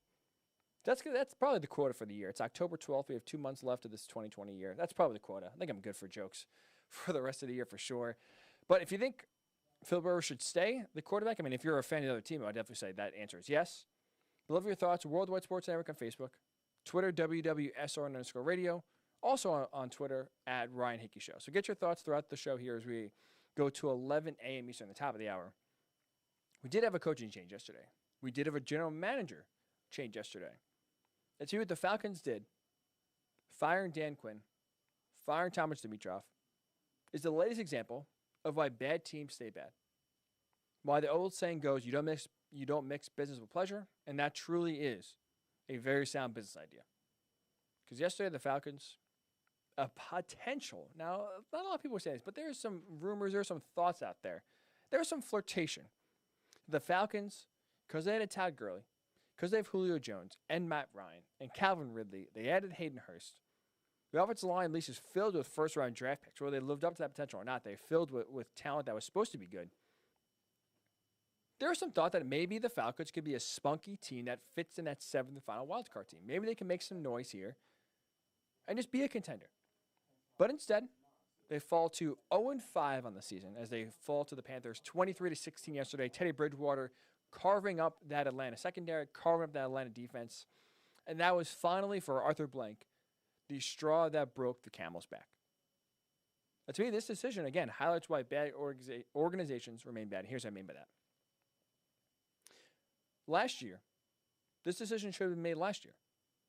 By not making it on time, by not making a decision when they should have, all they did was set themselves up to delay the inevitable, and that pushed their timeline back year after year after year. Arthur Blank let his emotions overrule the fact that Dan Quinn should not have been brought back last year. They were 1-7 heading to the bye in 2019. They had a bye week, apparently, allegedly, according to Arthur Blank. Dan Quinn all of a sudden came to this realization, had his seeing God moment, woke up and realized, wow, I got to change what I'm doing here. We got to finish this up. Then the Falcons went on to finish 7-9. So it's 6-2 down the stretch, the last half of the year. And because of that, because the players really fought for Dan Quinn, really played their hearts out to save Dan Quinn's job, Arthur Blank thought, you know what, it's going to be a good idea. This team obviously is inspired by him. We're going to bring him back. We're going to bring him back for 2020. We're going to do it. F it. Let's do it. He allowed his emotions to cloud his judgment, And now guess what? Instead of hitting the reset button in 2019 like they should have, realizing this is a bad head coach with a team that needs a shakeup, you're hitting the reset button 5 games into your 2020 season. You could have been starting the new era in Atlanta. And I'm not talking about starting over or rebuilding. You could have brought a new head coach in here to change things up, maybe give this team a spark that they need, and maybe be that spunky playoff team that people thought they were going to be. But instead, they're sitting at 0-5. And now finally they hit the reset button a year too late. Maybe even, depending on who you ask, 2 years too late. So a team ready to win now, a team that's not in the rebuilding stages, a team that has a lot of talent, is yet again part of another lost season. Another season down the tubes, another season down the drain. And into this core that is built nicely in Atlanta, that their goal is still to win a Super Bowl, another year is gone. And guess what? They're not getting any younger. Matt Ryan is 35 years old. He'll be 36 next season. Time's ticking if you want him to win a Super Bowl. If you want him to raise that Lombardi trophy as a member of the Falcons, time is ticking. Julio Jones, Todd Gurley, Hayden Hurst, Calvin Ridley, these are all players on offense. They should be in a playoff position. There's no excuse for them to be 0-5. There's no excuse for them to be hitting the reset button 5 games into the season, be in the same conversation as the Jets and the Giants, as the only winless teams in the NFL. It's like, pick the thing that doesn't belong. If you had the Jets, the Giants, and the Falcons, who doesn't belong here? Well, based on the roster, it would be the Falcons. But because, again, Arthur Blank let his emotions get the best of him, because he liked Dan Quinn, because he really thought that the players actually fought for Dan Quinn last year, He was swayed by that. He thought, you know what? It's a good idea. Let's bring him back. Didn't deserve to get brought back. Forget the fact that they've gone 7-9, missed the playoffs again with this core that should be, again, competing to win division titles every single year. Couldn't afford to throw away a year like they did. Couldn't afford to do it, and yet they did. And here they are again. Not to mention, forget the record alone as why Dan Quinn should have been brought back. This defense, Dan Quinn's specialty was dreadful, awful, putrid, disgusting. Heading to yesterday's game, which another bang-up job by that Dan Quinn-led defense, Atlanta was 25th overall in DVOA on defense. Basically, they're the 25th efficient team on defense out of 32. For a defensive-minded head coach, that's probably not good. They were 31st. They were the second worst pass defense team in all of the NFL. And obviously, as you know, through the course of this season, they blew a 15-point lead to the Cowboys, followed that up a week later by blowing a 16-point lead to the Bears. And now that leaves the Atlanta Falcons and Arthur Blank picking up the pieces after another lost season, after another season that's wasted, that's gone, where you get a chance to rebuild on the fly, do similar to the Packers did, where they brought a new head coach in, but a lot of the core players stayed the same. Look where the Packers are, 13-3 last year, undefeated this year, 4-0. That should have been what the Falcons were. They didn't need to rebuild. They needed to tear it down. They had everything ready to win. They just needed a head coach that could get the best out of his roster. And because Arthur Blank liked Dan Quinn, because he had a close connection with him, because he was swayed by the last 6 games when the team was already at the playoff hunt, when the team was already out of the discussion, that 6 games led him to make the decision to bring him back, and now those 6 games are the reason why the Falcons are 0-5, rebuilding yet again in 2020, and have another year wasted with this core that they're trying to get a Super Bowl with, that is talented on offense to be a legitimate playoff contender. So the Falcons are going to Falcon, and they are yet to pick up, or they are here left, to pick up the pieces yet again from another wasted and lost season. So I'm curious your thoughts, too. I would say, should the Falcons have fired Dan Quinn earlier, but that's an easy answer. But how about this? Now that there are 2 job openings, the Texans and the Falcons, which one is more attractive? The Texans obviously have the better quarterback. I would still go with the Texans here. But the Falcons have a lot of talent. That team is 1, 2, 3 pieces away from rebuilding, turning it around, and being a legitimate contender next year. I don't think you'd say that about the Texans. Texans have a quarterback and nothing else. The Falcons really have a lot of pieces on offense ready to win now if you're a head coach. So which job in your mind is more attractive, the Falcons or the Texans? We'll get your thoughts. Worldwide Sports Network on Facebook, WWSR_radio, or Ryan Hickey Show also on radio. And when we come back, as always, the Week 5 edition of Quick Hits go around the league. No karaoke involved. Definitely no karaoke involved, so your ears will be saved. Put some quick hits around the league, including a Thursday night thought that is just going to frustrate me till the end of time coming from that Bears-Bucks game. We'll discuss it all next. It is the Ryan Hickey Show right here on the Worldwide Sports Network. You're listening to the Worldwide Sports Radio Network.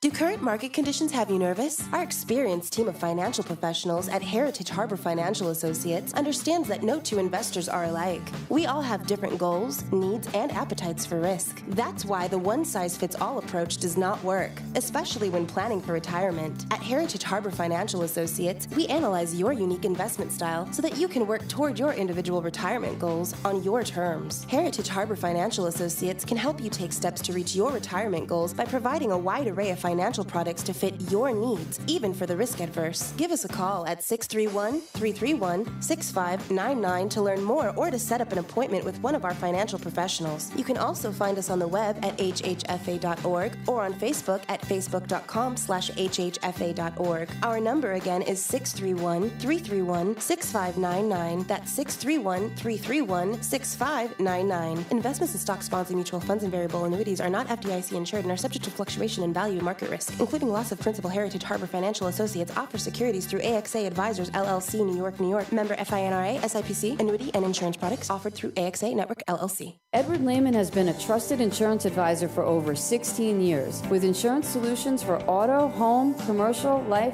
and retirement. He's located at 54 Sunnyside Boulevard, Suite H in Plainview. That's just 1,000 feet south of 495. Local agent, local advice. The time to think about insurance is before you need it. So do yourself a favor, and before you pay your next insurance bill, give Ed and his team a call, 516-935-3900, or visit him online at www.allstate.com/EL. Edward H. Lehman Insurance is your trusted insurance advisor.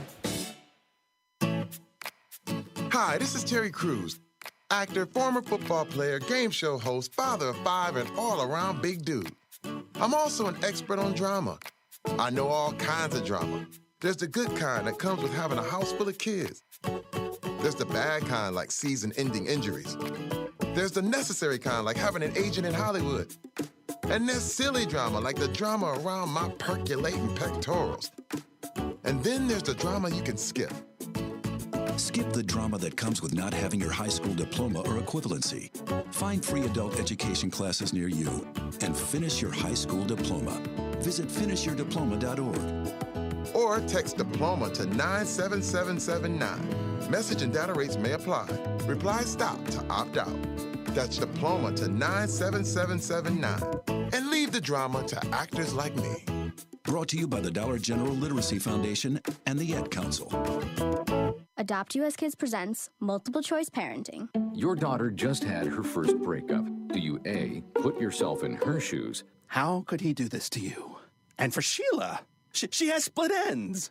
B, console her. Oh, sweetie, this is going to happen a lot. 4, maybe 5 more times before you get married. C, take charge. Got to get this all straightened out. Give a little talking to, man to man, mano a mano. Hey, Steve! Is now a good time? No? Okay, no problem. Bye. Or D, help her find a new boyfriend. I know a great place to meet boys. The internet. Nice, single boys. Never mind. How about some ice cream? As a parent, there are no perfect answers. But you don't have to be perfect to be a perfect parent. Thousands of teens in foster care will love you just the same. For more information on how you can adopt, visit adoptuskids.org. A public service announcement from the U.S. Department of Health and Human Services, Adopt U.S. Kids, and the Ad Council.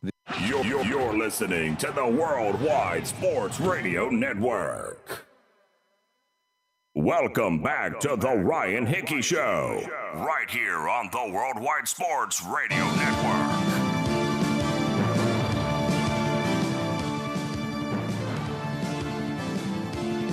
Random observation really quickly that I just discovered, and maybe this is just me not realizing, and this is a lot of you discovered because a lot of you are a lot smarter than I am, but YouTube ads have gotten really, really creative so far. And what I mean by is, you know, I do use YouTube for a lot of the beds we have come back. I'm using YouTube right now to play the NFL music bed here. But they usually, you know, obviously there's always a ton of ads, right? They want you to upgrade to YouTube TV, upgrade your account to pay for it, so in order to convince you to do it, they play just a ton of ads to get you frustrated. And now I just realized, not only are they playing ads and like doubling up on ads, you can't just click away from the tab and then come back. Because what I did is, so I started them, you know, I saw there was going to be some ads, so I started playing the music, and then I went to just Twitter just to see what's going on, catch it, make sure I'm not missing anything during the show. Then I come back to the YouTube link, and it's like it paused, waiting for me to return. It knew I left, and it wasn't going to continue to play the ad until I was there actually watching it. That's crazy. That just blows my mind. YouTube is getting smarter and smarter. These ads, it's harder and harder to get away from these damn ads. Advertisers are getting their money's worth, that's for sure. But nonetheless, we are back here on the Worldwide Sports Radio Network for another 40 minutes or so until 11 a.m. Eastern, doing as we do every Monday after the NFL season. 10:20, quick hits. Around the league, some thoughts about some games and some players. We didn't have time to really dive into too much, but just some observations around the league after yet another busy NFL Sunday, this time week number 5 edition. But I do, before we get to Sunday's action, I do want to go back to Thursday night. This is the one thing about not doing the show on Friday, you know, doing a Thursday leading into the Thursday night games, that you can't really react to a lot that happens on Thursday night until Monday. And usually, for the most part, I don't really reference, especially quick hits, too much action that happens on Thursday night. But this is something I do want to bring up. The Chicago Bears are such frauds. It's honestly infuriating at this point. Like, how they are 4-1, I can't answer. It's mind-boggling. I know 2020 has been one of these upside-down years, right, where honestly nothing makes sense. But even in this year, where everything is just, like, is unbelievable, is reality, right? Really, honestly, nothing makes sense. It's almost opposite day. The Bears being 4-1 is still hard to contemplate, hard to comprehend. So despite on Thursday night playing the Buccaneers, where they were outgained by Tampa Bay, the Bears went just 3 of 10 on third down, and they rushed for a total of 35 yards in the entire game. They won the game, and now again are sitting at 4-1 in the NFC North. So they played 5 games so far. That's 20 quarters of football that they played. I think realistically, you could say they played 2 good quarters of offensive football out of 20.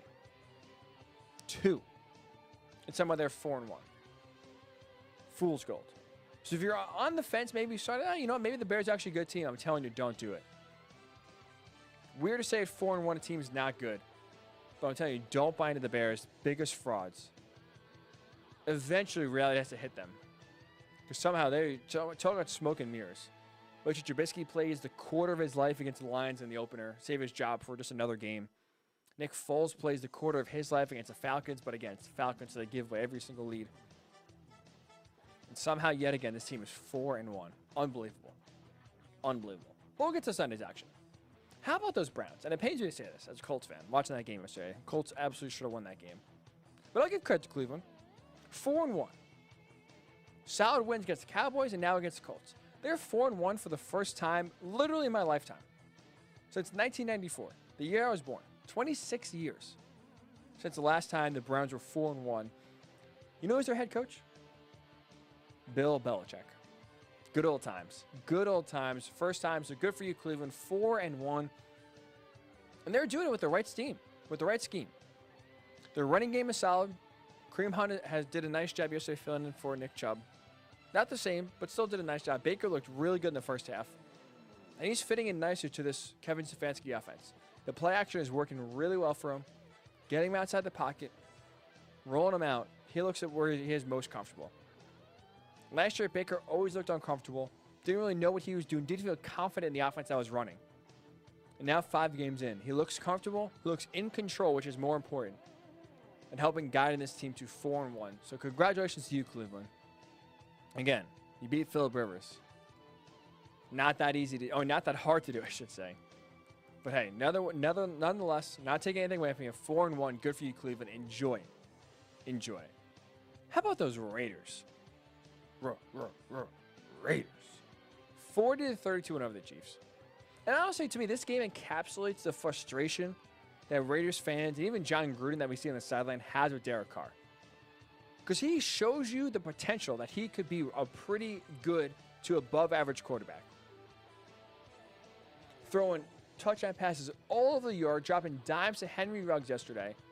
Honestly, out-dueling Patrick Mahomes in his own home stadium. Carr has talent to be a pretty good quarterback. He has the weapons to be a pretty good quarterback. And Henry Ruggs looks like a handful so far. Darren Waller is just unguardable because of his size. Josh Jacobs is great. This team has weapons to be successful. And they showed you the potential of how good they could be. So good for you, Las Vegas. This is a spunky team that I honestly can't put my finger on. They squeak out a win against the Panthers in week 1. They had a nice win over the Saints. They had a nice win over the Chiefs. But then again, they'll go in the tank. I know the Bills are a good team. Especially defensively, the Bills are a very good team. Nothing to take away from there. But they'll go in the tank sometimes. They'll lose some games and you have your head scratching saying, how do they lose those games? How do they just get out-competed? But they do. But great, solid, absolute win. Because I'll be honest, after that Ravens game on Monday night 2 weeks ago, the Chiefs looked invincible. I know it was only, I think at that point, 3 games in. I think, that was the 3rd game of the year. I legitimately started thinking about, could this team go 16-0? Could they go 19-0? Could they do something the Patriots couldn't do? Because they looked that good. They had so many weapons. It was so hard to slow them down. I legitimately, 3 games in, called premature. Obviously, it is premature. I thought this team could honestly make a run to be undefeated. Good for you, Raiders.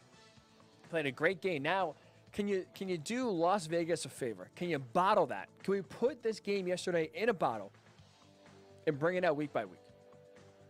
So they showed you how good they can possibly be. They showed you they could be, a legitimate playoff team and a tough out in the playoffs. The issue is consistency, and it starts with Derek Carr. How about the feel-good story, not only of yesterday, but honestly, of 2020 so far in the NFL? A sight that, I'll be honest, I didn't think we'd see again. I don't think a lot of people thought we would see again, and that's Alex Smith on a football field. But yesterday that happened. Almost 2 years. A month short of 2 years that Alex Smith was last on the field. Obviously, when he just completely shattered his leg, unfortunately, that gruesome injury.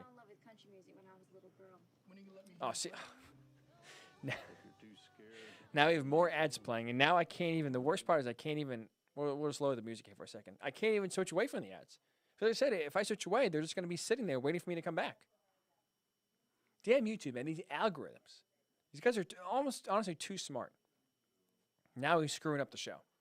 So we have, let's see, 4 seconds left in the second ad. We'll wait for it to go. Can't exit out of the page because it'll just sit there waiting for us. But now, okay, now we're back in business. There we go.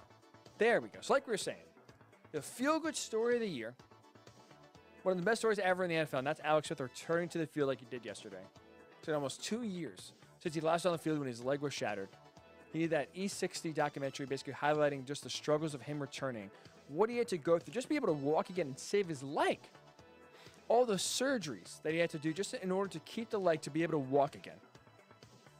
Forget getting on a football field, but forget having mobility and building it up to be strong enough to take a hit. Just the fact to walk again was a massive struggle. And seeing him back on the field yesterday because Kyle Allen got hurt was awesome. Stats honestly don't even matter. I'm not even going to read the stats because they're irrelevant. Alex Smith just getting on the field yesterday was awesome. Congratulations to him. Just honestly showed as cliched it is, as corny as it is. He really proved out if you can put your mind to it, you can accomplish anything.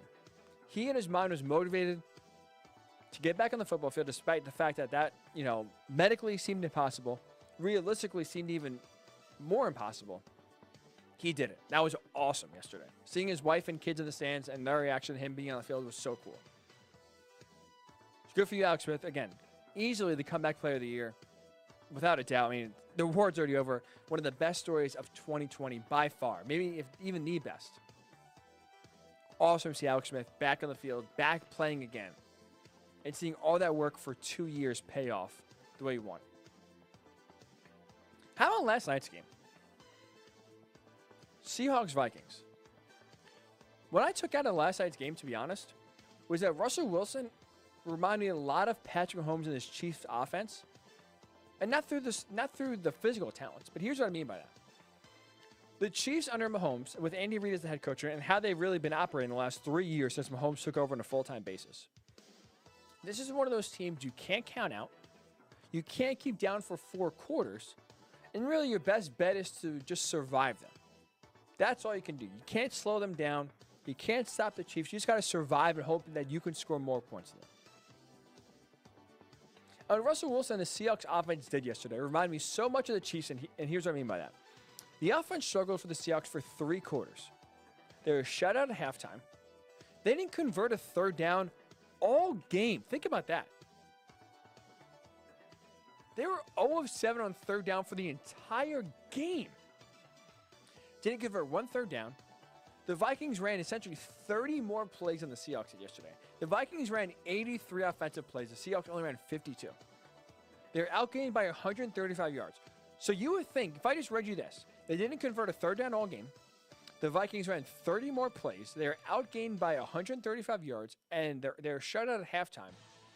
If I asked you to predict a score or how much the Seahawks lost by, you're saying 10, 14, maybe even 20 points. This could be easily a blowout. But what the Seahawks did is that exactly what the Chiefs do. As soon as you give them that breath of life, As soon as you open the door just a hair, just a crack, Mahomes and that offense kicks down the door and they take the game. And that's what Russell Wilson and the Seahawks said yesterday. The Vikings gave them a breath of life.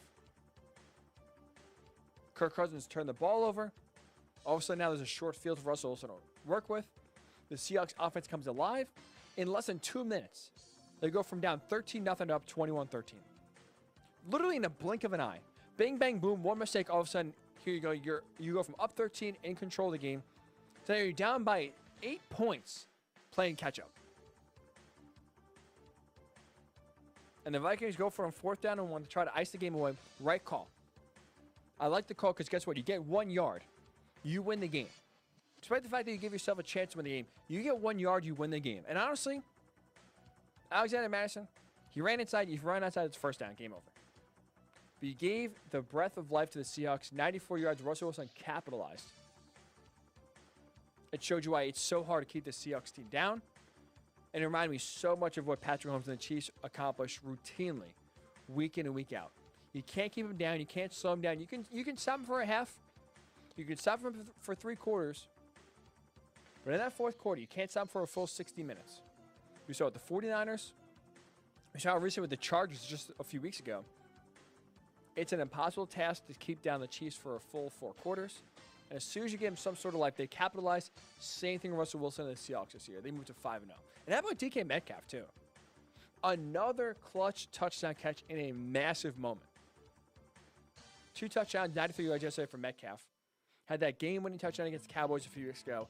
Hauls in that game-winning touchdown. A tough catch, mind you, yesterday in traffic. There's a few seconds left on the clock to win that game for the Seahawks. So he's becoming a problem. He's becoming a real problem and someone that I honestly did not think he was going to be this good with, excuse me. Ole Miss, I'm a big college football fan. I watched a lot of Ole Miss. I really thought DK Metcalf was one of these combine monsters where he looks massive, he can bench a lot, he can run really fast in a straight line. Where I didn't think that honestly capitalized to the field. Like he was no joke, no hyperbole. He was the 3rd wide receiver at Ole Miss last year there. Now, he had A.J. Brown there, and obviously we know A.J. Brown, a great receiver for the Titans, so taking some of his targets there. He was even the 2nd leading receiver in Ole Miss that year. He was the 3rd leading receiver. So I thought he was one of those guys, one of those combine just caricatures almost. When you make this guy's body in the lab, he can bench press a massive, a lot. He can run really fast, but when it comes to running routes, comes to catching the ball, he just can't do it. But Metcalf has been a monster. Give a lot of credit to the Seahawks for not only hitting on him, but developing him and making DK now, really honestly, a legitimate threat. He is slowly already starting to become one of the best wide receivers in the game. There's comparisons to Randy Moss. There's comparisons to Terrell Owens. I'm not ready to go there just yet. But body-wise, body type-wise, he's a massive human being. He's a massive specimen. He runs really fast. Makes catches in traffic. He is already year number 2 in a massive problem. And that's only going to get better. Be on the lookout for DK Metcalf taking over the league. And finally, for quick hits here. I feel a little weird doing it, but I'm going to do it anyway. I'm gonna take a little victory lap. I'm going to take a little bow here. If you go back to Hickey's Picks on Thursday, the upset special, I told you Dolphins +9 going to San Francisco, taking on the 49ers. This had Ryan Fitzpatrick bounce back game written all over it. All over it. This is what Ryan Fitzpatrick does in his career. He plays well at the start of the season. People are feeling good. Fitzmagic, it's a fun little story. He's having fun out there. Right? He's making these crazy plays. Win or lose, he's giving his team a chance to win. Then on Thursday night against the Jaguars, he just takes over. Throwing the ball all over the yard, completing every pass, it feels like he drops back to complete. Dolphins roll in that game, blow out the Jaguars. Then, once the love kind of gets up high, everyone's feeling Ryan Fitzpatrick, giving him some love, giving him some praise. He goes back in the tank. Struggles. Didn't play well against the Seahawks. Now, Seahawks, their defense has been spotty. He doesn't really play well. And guess what? At the first sign of trouble, at the first sign of struggling, the Tua questions start popping up. Is Tua going to play this week? Should Tua play this week? Brian Flores fielded a lot of Tua talking about when he's going to play. Is he healthy enough to play questions? Flores said we're going to play Fitz this week. We'll see how it goes. So now the tide's starting to turn. The momentum from the fans and the media is to put Tua in. And Ryan Fitzpatrick, as he always does, back up against the wall, balls out. 350 yards yesterday, 3 touchdowns. The Dolphins obliterate the 49ers. Blow them out. Wasn't even a game. Game was over at halftime. This had Fitz come back, Fitz magic, Fitz bounce back, written all over it. So I'm going to take a little bit of a battle, a little bit of a victory lap here. Trying to warn you. I warned you. Dolphins +9. A lot of points for a Ryan Fitzpatrick-led team in a situation where you kind of knew when the momentum was turning, when the crowd was almost, leaving him to die for free will, wanting Tua to come in, clamoring for the young guy to play. He, again, takes hold of the starting job and shows you why, hey, it's not Tua time just yet. So I'm curious your thoughts. Those are some of mine from week number 5 of the NFL. What is yours? What's your biggest takeaway from week number 5 in the NFL? What it stood out to you the most? We'll get your thoughts. Facebook, Worldwide Sports Radio Network. Twitter, WWSRN_radio, WWSRN_radio, or on Twitter at Ryan Hickey Show. We'll get your thoughts on the air, read them. And when we come back, we'll finish a little college football. The SEC, not immune to chaos. The SEC is just like the rest of us. We'll tell you what that means next. It is the Ryan Hickey Show right here on the Worldwide Sports Radio Network. It's the Worldwide Sports Radio Network.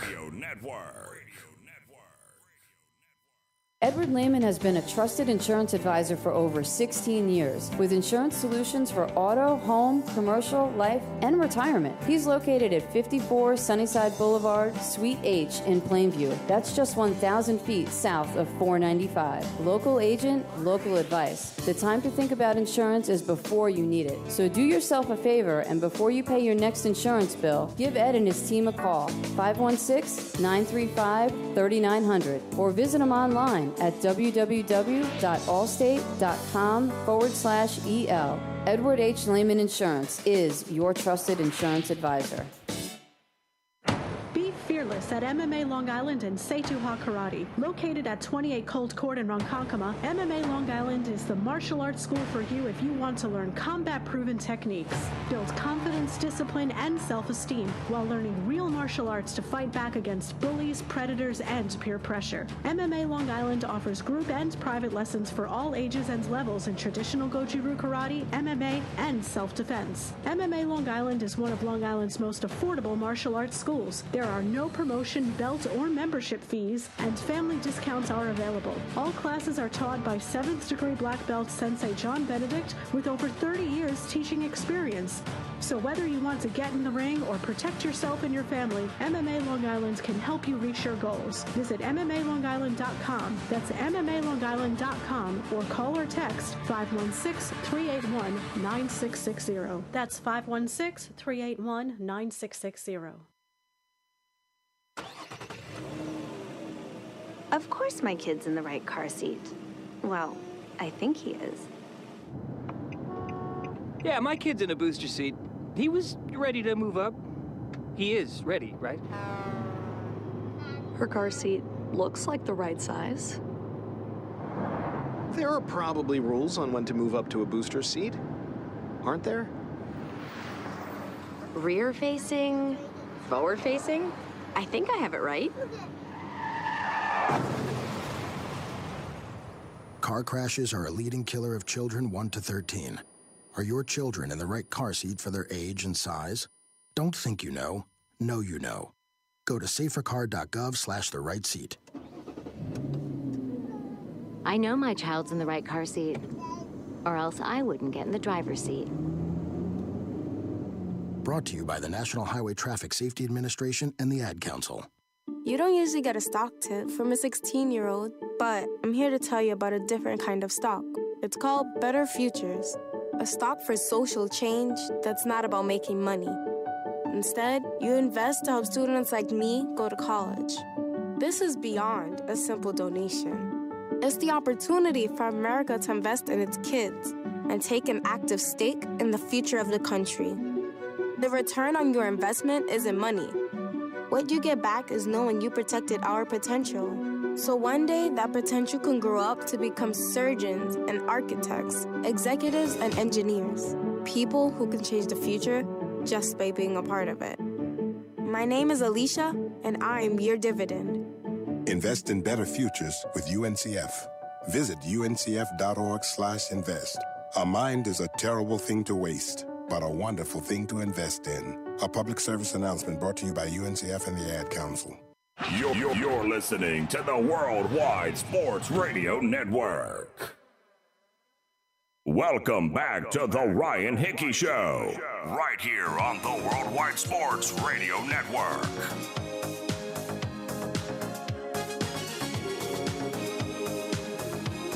And we're back here on the Worldwide Sports Radio Network, taking you to the top of the hour, right here on the Worldwide Sports Radio Network.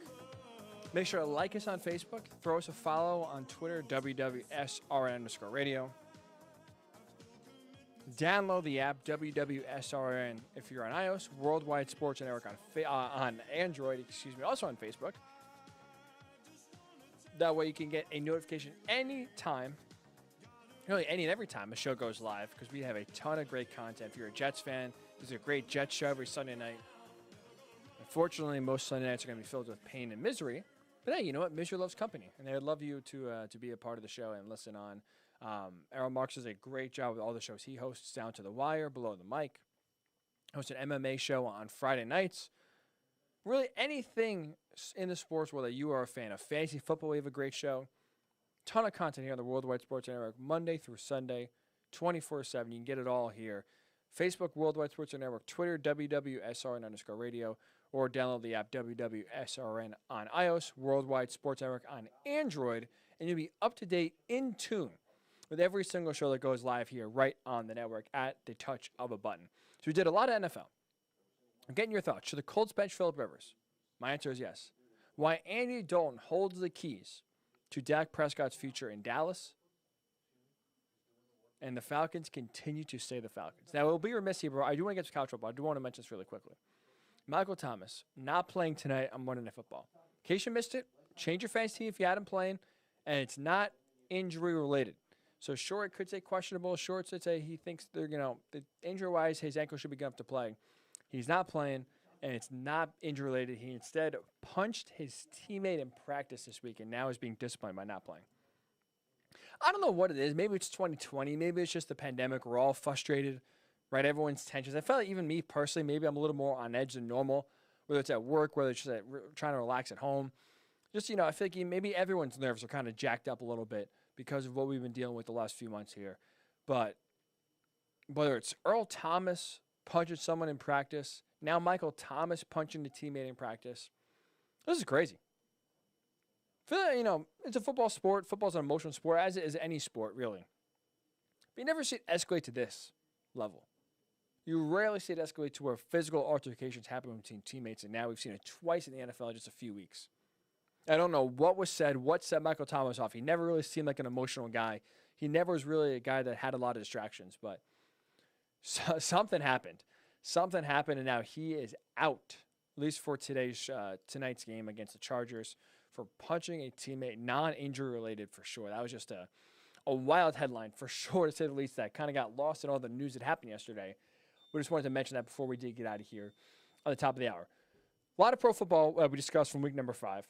Some college football as well that I want to get into, because, man, what a weekend it was. And I'm going to start with the SEC Conference overall, because we've talked about the Big 12 in past weeks just eating each other up, right? The Pac-12 is known for it. The Pac-12 is known for cannibalizing itself. All the best teams lose once, twice, 3 times. And that's partly why the Pac-12 is not really looked upon in the same light as is the SEC, as is the Big 10. Is because part of the reason why is because the Pac-12 never really has many playoff contending teams, because they all beat each other. And they're all on late at night, but they all also beat each other, so there's no reason to tune in late at night. And now, because there's no other option but to play yourself, right? Teams are playing and conferences are playing conference-only schedules because of the pandemic. So you have no other option but to beat yourself, but to eat yourself. And even the SEC, the big, bad SEC, the litmus test for all the other conferences of how great they want to be, the gold standard for college football conferences, even the SEC is not immune to chaos. Texas A&M started the chaos going, upset number 4 Florida on Saturday, 41-38. And they join now the likes of the Big 12 and the Pac-12 of chaos erupting really at any place and anywhere. For the most part, we always see the SEC as kind of immune to chaos. They are always that conference that always is very top-heavy. The teams in the bottom may stink more than any other team. Now, the Pac-12, for the most part, 1 through 12, is pretty much, there's not too much of a talent gap. The teams at the bottom are never really the worst teams in the league. The teams at the top are never the best in all of college football. The SEC is a total opposite. They have 2 or 3 great teams, top 5 teams in the country, and their bottom teams are bad. Vanderbilt comes to mind. Arkansas can be in that conversation up to this year. But now even the SEC is not immune. Texas A&M landed the first upset. They landed the first punch, kind of dropped the first grenade, as you will, to lessen some of the top heaviness of the SEC. And guess what? This won't be the last time this happens. The SEC is actually a deep conference this year, which sure on the surface sounds like, okay, of course they're a deep conference. They have great teams. It's a gauntlet. But the teams in the bottom, outside of Vanderbilt, are getting better. And that's not a good thing. That's not what the SEC wants. So while the SEC loves to be top heavy. They want Alabama at the top of the rankings. They want Florida. They want Georgia. They want as many teams in the top of the rankings as possible. What they don't want is what happens to the Big 12. What happened to the Pac-12. As everyone beats each other, and in doing so, you lessen the perception of the conference overall on a national level. I mean, on the same day you had A&M beat Florida, number 14 in the country. You had Auburn escape a near collapse against Arkansas. You had the Golden Child, the Golden Goose, Alabama, almost fall to the hands of Lane Kiffin and Ole Miss. Auburn kicks a game-winning field goal with 7 seconds left in just a slop fest against Arkansas, who's proven me a lot tougher than they were really in the last 3 or 4 years. Credit to Sam Pittman coming in and changing the culture of Arkansas. Alabama had to fight off and continually had to kind of put Ole Miss down because Ole Miss just kept coming offensively. They kept scoring points. And Ole Miss scored 48 points. And their defense is god-awful. It's one of the worst in the college football. So it's not a shock they allowed 63. But they can score. Lane Kiffin can drop some good plays. And the last thing the SEC wanted as a conference was for Florida to lose, was for Auburn to lose, was for Alabama to lose. And all of a sudden, there's questions of how good the SEC truly is. This also, to me, is a great example of why the SEC plays 8 conference games, while the Big 12, while the Big 10, and while the Pac-12 play 9. This highlights why the SEC wants to play at the least amount of conference games possible, because it ensures less losses overall as a conference, and it helps to build up these better teams to get that nice record and prevent the conference from eating each other like it is this year. If they could play less than 8 games, conference games, they would probably do it. Because that means you can schedule more FCS teams. You can schedule more week out-of-conference games to give yourself more wins to pad the stats. So this was just another weekend in college football. It shows you even the big bad SEC, not immune from chaos. Because really, outside of, I'm going to exclude Vanderbilt because they've been just god-awful. Missouri upset LSU. I apologize for not even including them in this conversation. Any team outside of Vanderbilt shows they can hang with any team on a given Sunday or a given Saturday. Not what the SEC wants. Quickly to Florida. I still have faith Florida can win the SEC East. I still think this offense, led by Kyle Trask, when push comes to shove, when they play Georgia in a few weeks, I think that they'll be ready to go, answer the bell, and be the difference. They still have a month, essentially, before that game to figure out their defense. Their defense stinks. Flat out stinks. They lost on the game Saturday against Texas A&M. Their defense will hold them back. But they have a month to get it together, figure it out before they play the biggest game on the schedule against Georgia to determine who will go to the SEC conference title game. I'm not concerned about Florida. Not concerned. How about the ACC? We'll go to the ACC. Kings stay Kings. Here's Saturday night, Clemson, Miami, number 1 versus number 7. Highly anticipated matchup. Clemson showed why, yet again, year after year, no matter the hype, no matter what team is trying to chase them and knock them off their pedestal this year, they flexed and showed why they are the top dogs in the ACC. Now, Miami, they had a nice start to their season. A little bumpy to start, but they blew out Louisville. They blew out Florida State. De'Ara King coming in with Rhett Lashlee as a new offensive coordinator. Miami actually competent on offense. They actually looked like a 2020 offense. They were stuck in the 1980s for a very long time. They could not get competent quarterback play. They could really not get competent offensive play. So De'Ara King changed that. Rhett Lashlee changed that. Were they as good as their 7th ranking in the country? I'd probably say no. That was obviously very inflated by not everyone playing right now. But Clemson on Saturday night came out, flat out bullied Miami's offense. Just bullied them. Punched them in the mouth, didn't let them get anything going, and they showed again why they are the kings of the ACC. Now, overall, the conference has improved compared to the last year and the last few years because the ACC, from top to bottom, is one of the worst conferences, and not the worst, out of the Power 5. They have Clemson and everyone else is bad, like really bad. So they added Notre Dame this year, which really helps their strength of schedule. North Carolina is on the rise. They're recruiting really well. They're solid so far. I think they're still a year or two away. And get those guys in there, get the good players on the field. But Mac Brown is doing an incredible job of rebuilding and retransforming, I should say. If I can talk, that'd be great. North Carolina to be a perennial contender soon. So they're not as bad. The depth is getting a lot better as it was in past years. But Saturday night just highlighted to me, the gap between Clemson and everyone else is very wide. The rest of the ACC from 2 to 14, maybe tightening, maybe getting better. Maybe that gap is closing between the worst team and the second best team. But that gap between the second best team and Clemson is still very large and very wide.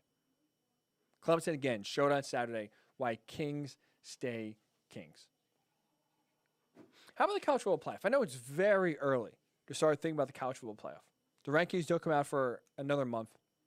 We don't even have everyone playing yet. The Big Ten plays in 2 weeks. The Pac-12 will play in a few weeks after that. But I want to kind of just at least get you prepared and get you embraced to what to expect this college football playoff to be once we get to 4 teams. Because in the past, right, when it first started back in 2014 up until this past season, the formula, the resume you needed to have was basically be undefeated, maybe have one loss, but have it be a close loss, a tight loss to a really good team. And then you somehow hope that really good team either isn't in your own conference, isn't in your own division, and at least get to your conference title game. But undefeated was always kind of the resume or the route you had to go. Again, maybe you get lucky in 1 year. You have one loss, you can revenge that loss, really pad your resume, and give yourself a chance. That's really what it came down to. Anything after one loss, you're done. Your season's over. Pack it up. We'll see you next year. I don't think that's going to be the case this year so far. Now, again, it's still early. We still have 2 months to go before the rankings come out finally, and we have our 4 teams playing for the college football playoff. Again, the Big Ten still hasn't even kicked off their season yet. And the Pac-12, if they can try to get someone in now, that's a whole other discussion. But, hey, they're going to try to get someone in. They still haven't played yet. So a lot can happen. But really, outside of Clemson so far, because, again, I think the gap between Clemson and everyone else in the ACC is still very wide.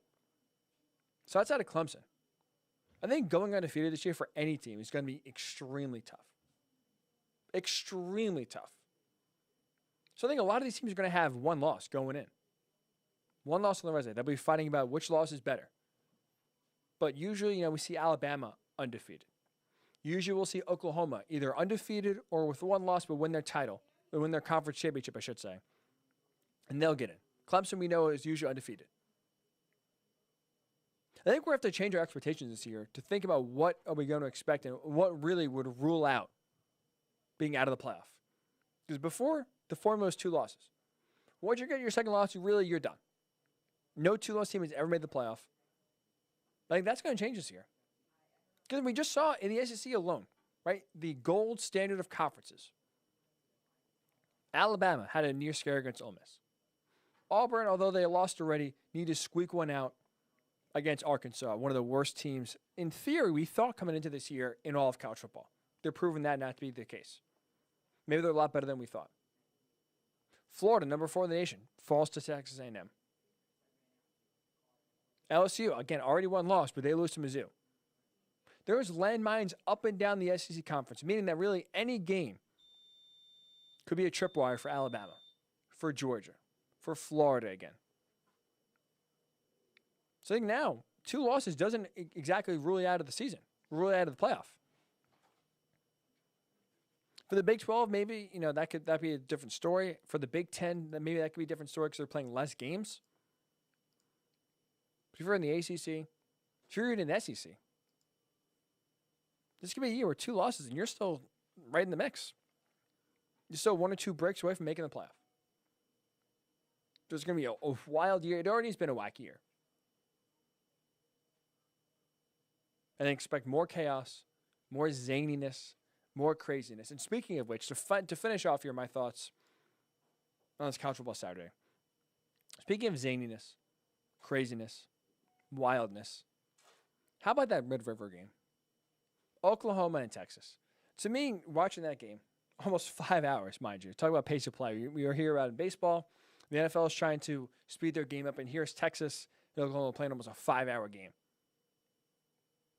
Watching that game, to me, perfectly encapsulated why college football is the best sport on God's green earth here. And you had amazing plays up and down the field from both teams. Sam Ehlinger, not the biggest fan of his. Don't get me wrong. He made some nice plays on Saturday. Great runs, great throws. Spencer Rattler had an up and down game, but he made some nice throws. So you had amazing plays from both sides. You had some mind-numbing plays. Spencer Rattler throwing some bad picks early on. You had some big plays. You had college kickers coming in. You had block kick in overtime. You had a missed kick to win the game in overtime from Oklahoma. Obviously, you had the rivalry aspect mixed in there. Two teams that don't like each other, 2 fan bases, even though the Cotton Bowl wasn't as filled as it normally would be. Still a very solid atmosphere for the about, looked like 20% filled. It had everything. It had ups, it had downs, it had excitement, it had depression. To me, that, if you try to, or someone doesn't understand just the craziness of college football and why it's the best, you just play that game and have them sit back and watch it. Because it's wild. You never know what to expect. You never know what's going to happen. When you rely on 18 to 22-year-old kids to execute consistently, that's never the case. And that's why massive plays happen. That's why bad decisions happen. Things you'll never think you'll see on a football field happen. That's what makes it crazy. That's what makes it fun. In the game, honestly, let's call it what it is. Meaningless for the most part for the playoff discussion. Lost a lot of juice because both teams are coming off losses. Oklahoma was 1-2 going to that game, which is crazy. Texas was for a big year for them, significantly underachieved. Now they have 2 losses, excuse me. But still, despite that, it was an awesome back and forth game to watch. It was so much fun. And that's just, again, why, to me, college football is king. The craziness that you have there just shows why the chaos is the best. You honestly never know what to expect. And it was so much fun. Not even have a dog in the fight. It was awesome. Awesome to watch. That's going to do it for this edition of the Ryan Hickey Show right here on the Worldwide Sports Radio Network. Before we get out of here, I do want to mention this real quickly. Some more bad news, unfortunately, in 2020. What else is new? But the legendary baseball player, Joe Morgan, unfortunately, has passed away earlier this morning, it looks like. It was on those big red machine days back with the Cincinnati Reds back in the day. Twice won the NL MVP. 10-time All-Star. At least for me, growing up a little bit younger, remember him a lot on Sunday Night Baseball with John Miller. Very sad, but unfortunately, Joe Morgan did pass away earlier this morning. Looks like it's coming down on my Twitter timeline. So we send our condolences to him and his family, to the Reds. And unfortunately, another big name, another celebrity, does pass away here in 2020. So just wanted to at least say that and make you informed if you weren't unaware before we do get out of here. But We do appreciate everyone who tuned in on this Monday. Appreciate to Nick for filling the Facebook with a ton of comments, including him witnessing the worst karaoke performance maybe in history, by far what I've done, and that was trying to sing to Van Halen's Panama back in college. Easily the worst karaoke rendition ever of that song. So we will not honor Van Halen, or I should say I will honor Van Halen. Unfortunately, he passed away, by not singing Panama again, not having him turn in his grave for just that awful, awful rendition to his great song. So we appreciate Nick bringing us that memory lane for that one. Appreciate you listening and tuning in. Always loving you guys comment. Always loving you guys listen. Do appreciate it. We'll talk to you on Thursday, right here on the Worldwide Sports Radio Network. It's